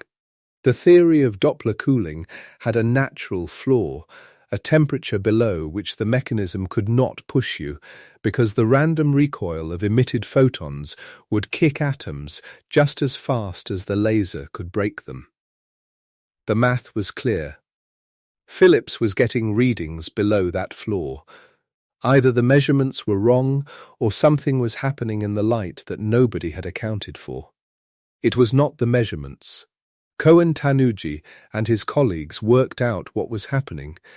The light field of the laser, it turned out, was not uniform. Where multiple beams crossed, the polarization of the light varied from point to point, standing waves of polarization, alternating in a specific way. And atoms, as they moved through this polarization landscape, were constantly shifting between different energy states. Each time an atom climbed to a higher energy state, it lost a little kinetic energy, gave it to the light field. Then it was optically pumped back to a lower state and had to climb again. Over and over, the atom always rolling uphill, never keeping what it just gained. Cohen-Tannoudji named it Sisyphus cooling, after the figure in the Greek myth condemned to push a boulder up a hill for eternity only to watch it roll back down. An apt name. The atoms were Sisyphus, endlessly climbing energy gradients and being reset at the bottom, and the temperature they reached was not limited by the Doppler calculation. It was limited by something more fundamental, the recoil from a single photon. Each time an atom absorbed or emitted one photon, it received a kick of a certain size, and that single photon recoil set the absolute floor for any cooling method that involved light. A few microkelvin. Not hundreds, a few. This was extraordinary cold, still not millikelvin, let alone picokelvin. But a few microkelvin was cold that no cryostat, no magnet, no pumped helium experiment had ever reached on its own. Chu, Cohen-Tannoudji, and Phillips shared the 1997 Nobel Prize in Physics. The citation said they had developed methods to cool and trap atoms with laser light, a dry summary of something that deserved, perhaps, a little more poetry. They had learned to freeze matter with brightness. They had used one of the universe's most energetic phenomena to achieve some of its most peaceful. And there was another thing the lasers could do, besides slow atoms down. If you add a weak magnetic field gradient to your optical molasses, a gentle slope of magnetic force that increases as you move away from a central point, then the light does not just break the atoms, it also steers them. An atom moving away from center sees the laser frequency shifted in a way that increases the absorption rate for the beam pointing back toward center, and the atom is gently pushed inward, not just slowed. Corralled, collected, this is the magneto-optical trap. Demonstrated in 1987 by a group including physicist Eric Raab, published in Physical Review Letters, it is the workhorse of almost every ultra-cold atom laboratory on Earth since. Fire up the lasers, set the magnetic gradient, and within seconds you have a glowing cloud of atoms, 1 billion of them, sometimes more, hovering in mid-air at the center of the trap, cooled to microkelvin temperatures, held by nothing but light and a gentle magnetic slope. If you look at it in the right wavelength, it glows softly, a small warm point of fluorescence in an otherwise dark chamber. Scientists call it a mott, and it became the standard starting point, a tool as fundamental to this branch of physics as the dilution refrigerator was to the one before it. But the mott has a limit too. Every atom in that trap is still being bombarded by laser photons, still absorbing and emitting, still taking single photon recoil kicks. The Sisyphus mechanism is at work, yes, but it can only do so much. The recoil limit is real. A few microkelvin is roughly where the light-based methods stall. And here is the open loop that carries us forward to go colder than the recoil limit. You have to turn the light off, which raises an obvious question. If you turn the light off, what holds the atoms? The answer, it turns out, is the magnetic field, or rather, a magnetic trap. Configure the right arrangement of magnetic coils, and you can create a region of space where atoms in a particular magnetic state are pushed toward a central minimum, held without light, without a cryostat, without any physical contact with the outside world. Laser cool the atoms to microkelvin in the mott, then carefully transfer them, a few million at a time, into a pure magnetic trap. Switch off the lasers. The atoms are now in a cold, dark, quiet magnetic bowl. They're still a few microkelvin, and they're about to get very much colder. The method is evaporative cooling, and you have experienced it every time you've blown on a hot cup of tea. When you blow across the surface of a hot drink, you're not adding cold air to the liquid. You're sweeping away the steam, the most energetic water molecules that have escaped the surface and hover just above it. Remove the hottest molecules, and the ones left behind redistribute their energy among themselves, reaching a new average that's lower. The liquid cools. The price is that you lose some of it to evaporation. But you end up colder than you started. In a magnetic trap, the walls of the trap are set by the depth of the magnetic potential. The hottest atoms, the fastest moving ones, have enough energy to reach the edge and escape. If you slowly, very slowly, lower the depth of the trap, reduce the walls, the hottest atoms slip out. The remaining atoms rethermalize. New thermal average, lower than before. Lower the walls again. More hot atoms escape, lower again. It is exactly the same as cooling coffee, and it works just as beautifully. By the early 1990s, physicists had recognized that if you could do this to an atom cloud already laser-cooled to microkelvin, you might be able to reach temperatures so cold that something remarkable would happen. Something that Satyendra Nath Bose and Albert Einstein had predicted in 1924 and 1925. A prediction so strange it was treated for decades as a theoretical curiosity with no hope of experimental confirmation. At extremely low temperatures, atoms of certain types, bosons, particles with integer quantum spin, begin to lose their individual identities. Ordinarily, Each atom in a gas has its own position, its own velocity, its own distinct quantum state. They're individuals, jostling past each other, each one doing its own thing. But quantum mechanics describes every particle as a wave of probability spread through space. At room temperature, those waves are tiny, narrower than the distance between atoms, and atoms behave like separate billiard balls. But as you cool the atoms, the waves grow. Get cold enough, and the waves of neighboring atoms begin to overlap. And below a critical temperature, suddenly, all at once, the atoms stop being separate waves. They collapse into the same quantum state. A single wave that encompasses the whole cloud.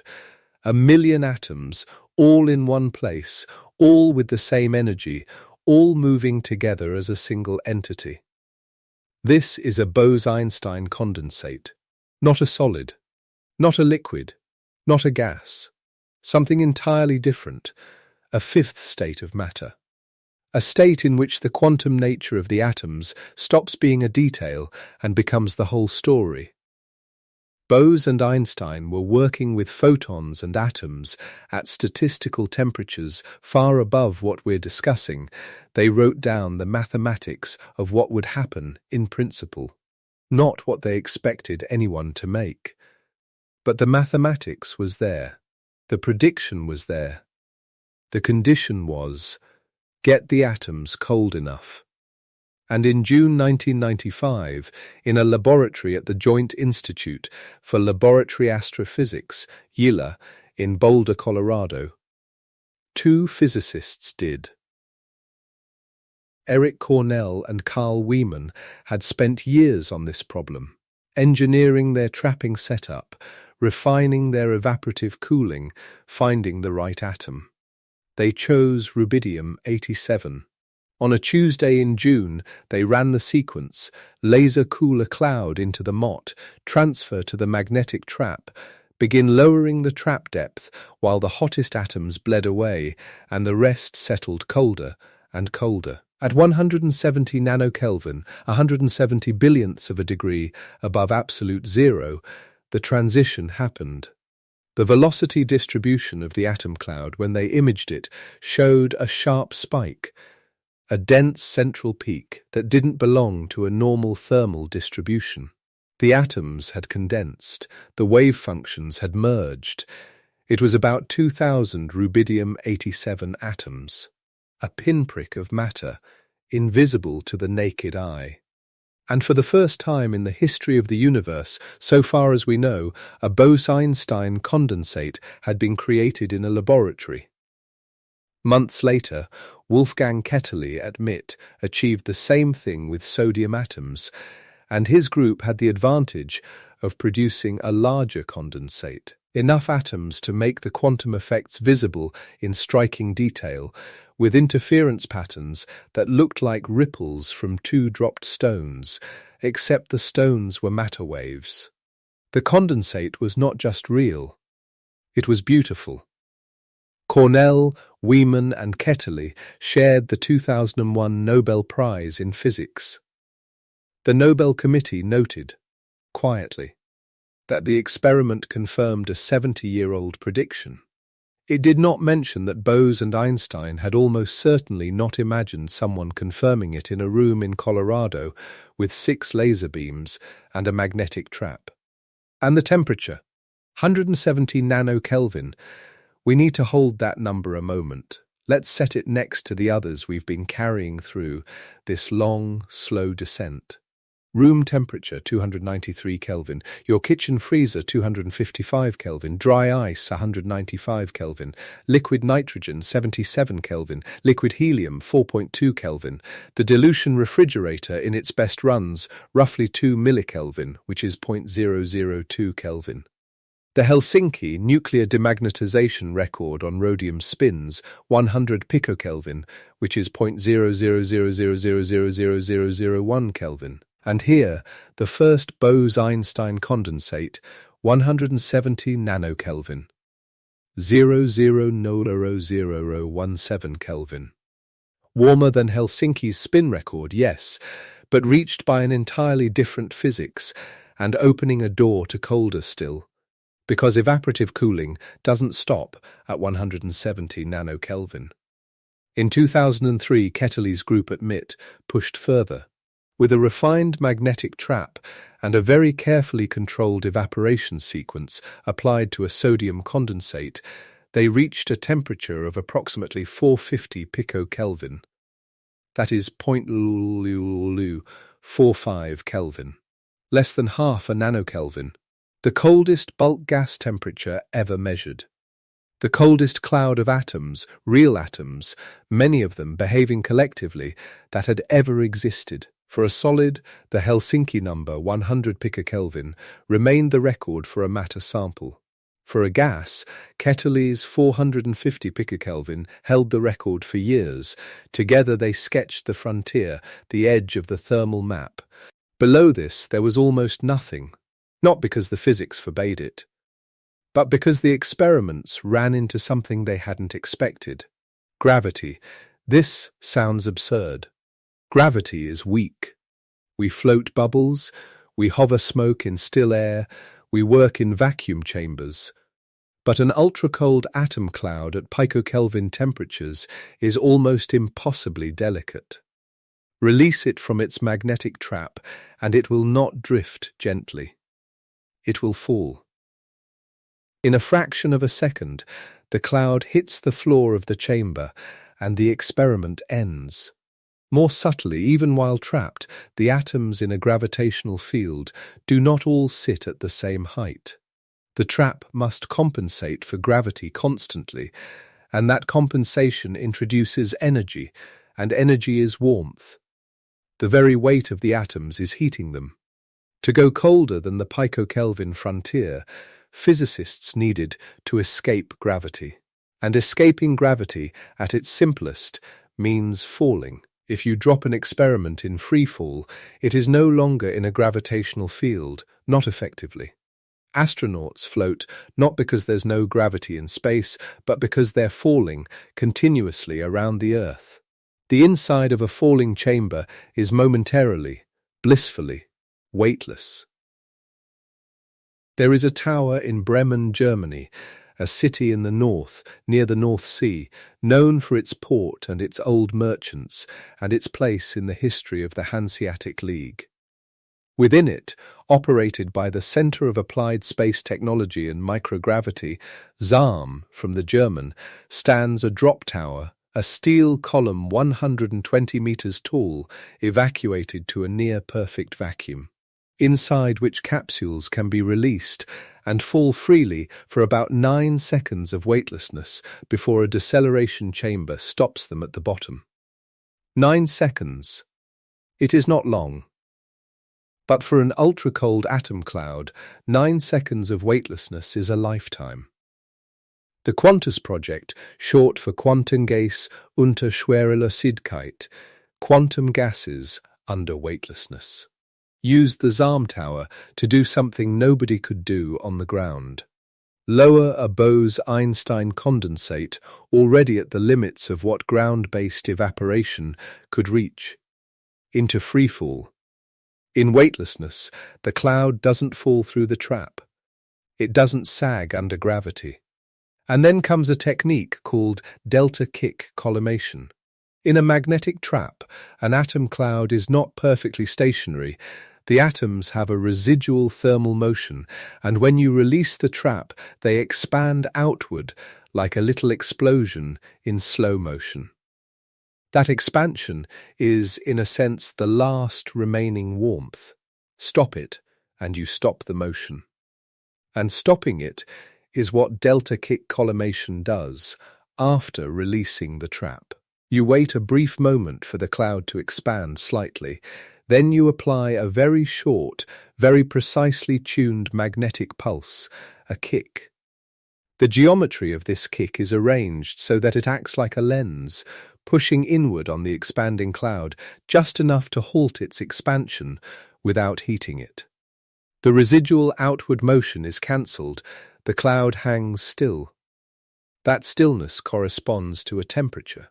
And in results published in 2021, the Qantas team reported an effective temperature of approximately 38 picokelvin.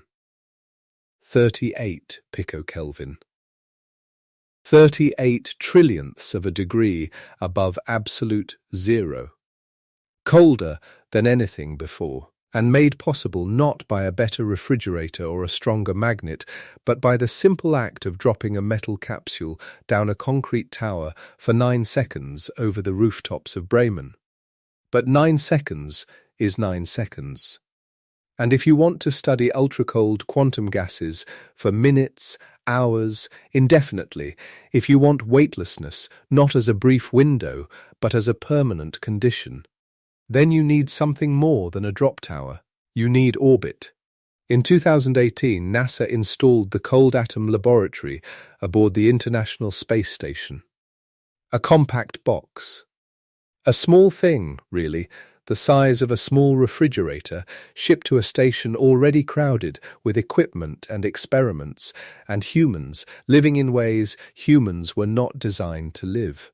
Inside it, a vacuum chamber, laser systems, a magnetic trap, electronics, controls, everything needed to make a Bose-Einstein condensate in permanent orbital freefall 250 miles above the surface of the Earth.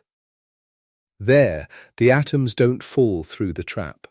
They orbit with the station. The trap holds them not against gravity, but within it, in a regime of continuous freefall where the effective gravity is essentially zero.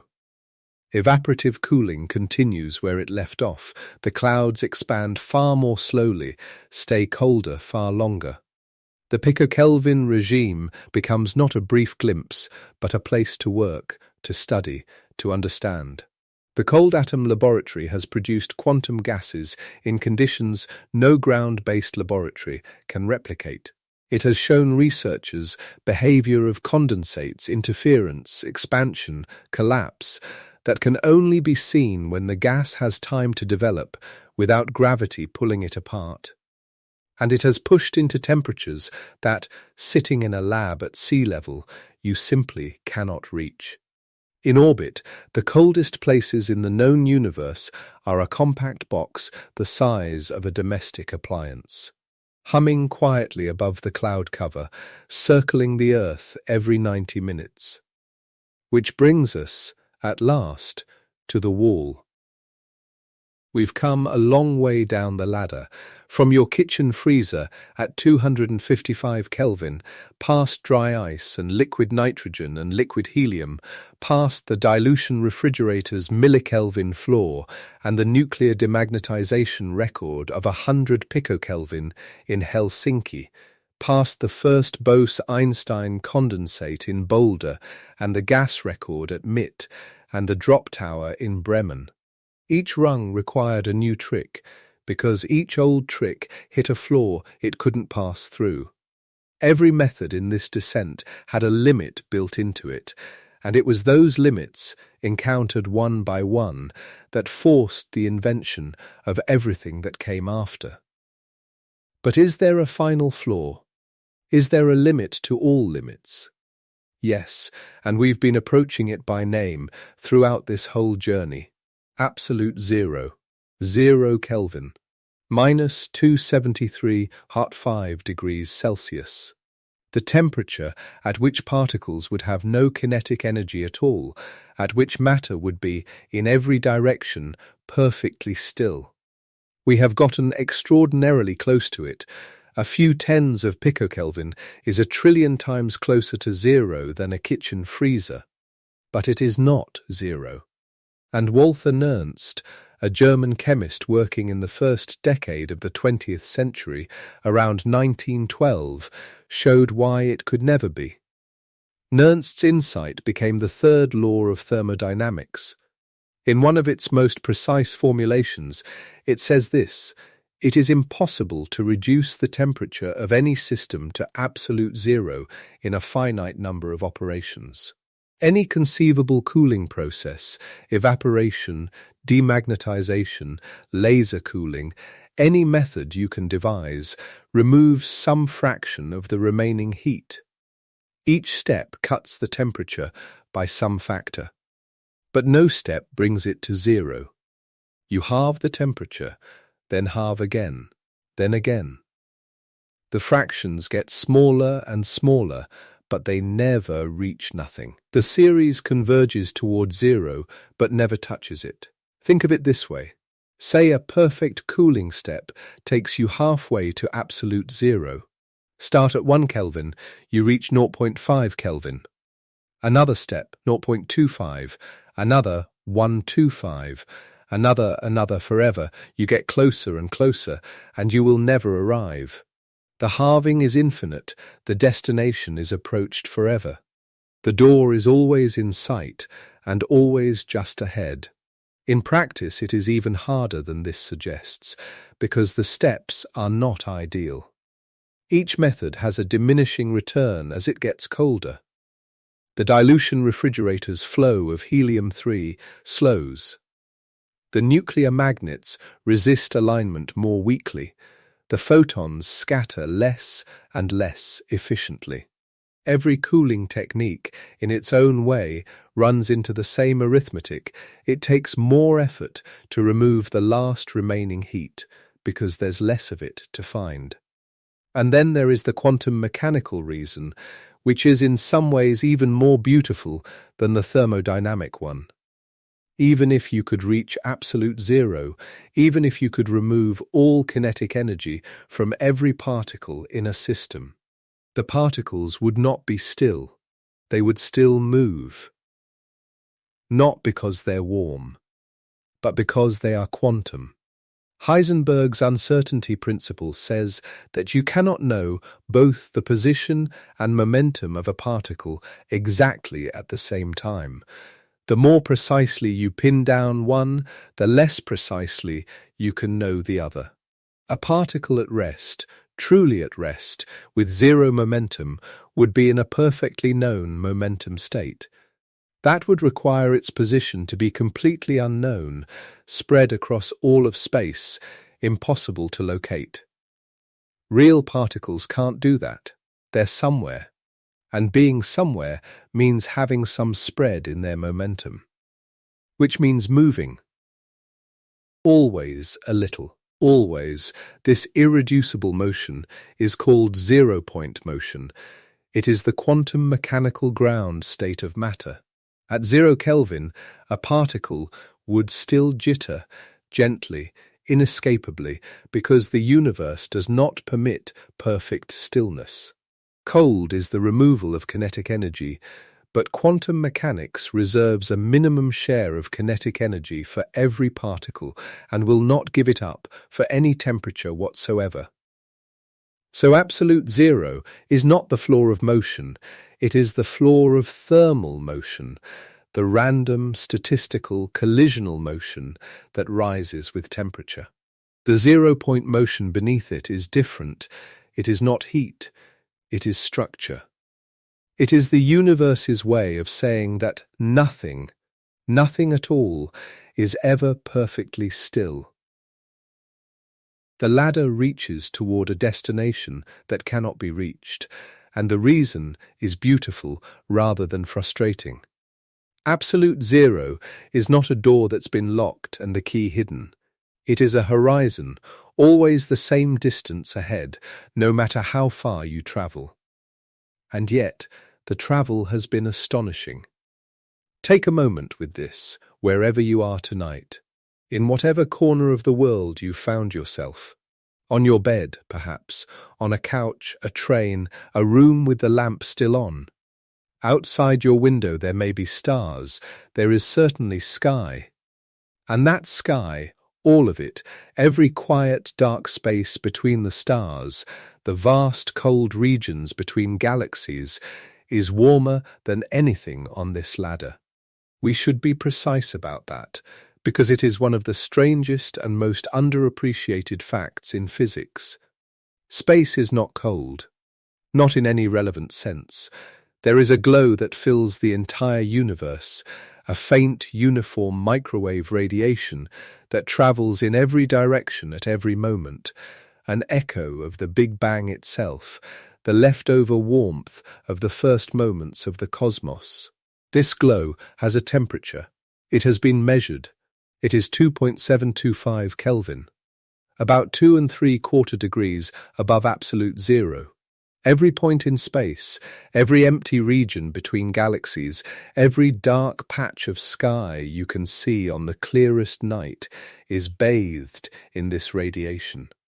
Nothing sitting in the open universe can cool below 725 Kelvin, because the universe is continuously warming it with this ancient, pervasive glow. Empty space is not a void of nothingness. It is, thermally speaking, a warm blanket.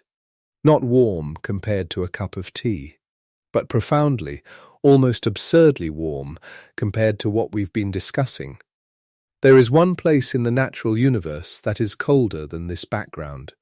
One, the Boomerang Nebula, a dying star's outflow, gas expelled at high velocity, expanding so rapidly that it cools itself through its own expansion, a natural Joule-Thomson effect written across light years of interstellar gas. Astronomers have measured it at roughly 1 Kelvin, 1 degree above absolute zero, slightly colder than the cosmic microwave background, because the expansion carries it below the background's reach, at least locally and temporarily. The Boomerang Nebula is the coldest known natural object in the cosmos. 1 Kelvin. And everything on this ladder, every step from the pumped helium to the dilution refrigerator, to the Helsinki rhodium nuclei, to the mid-sodium condensate, to the Bremen drop tower picokelvin, is colder than that.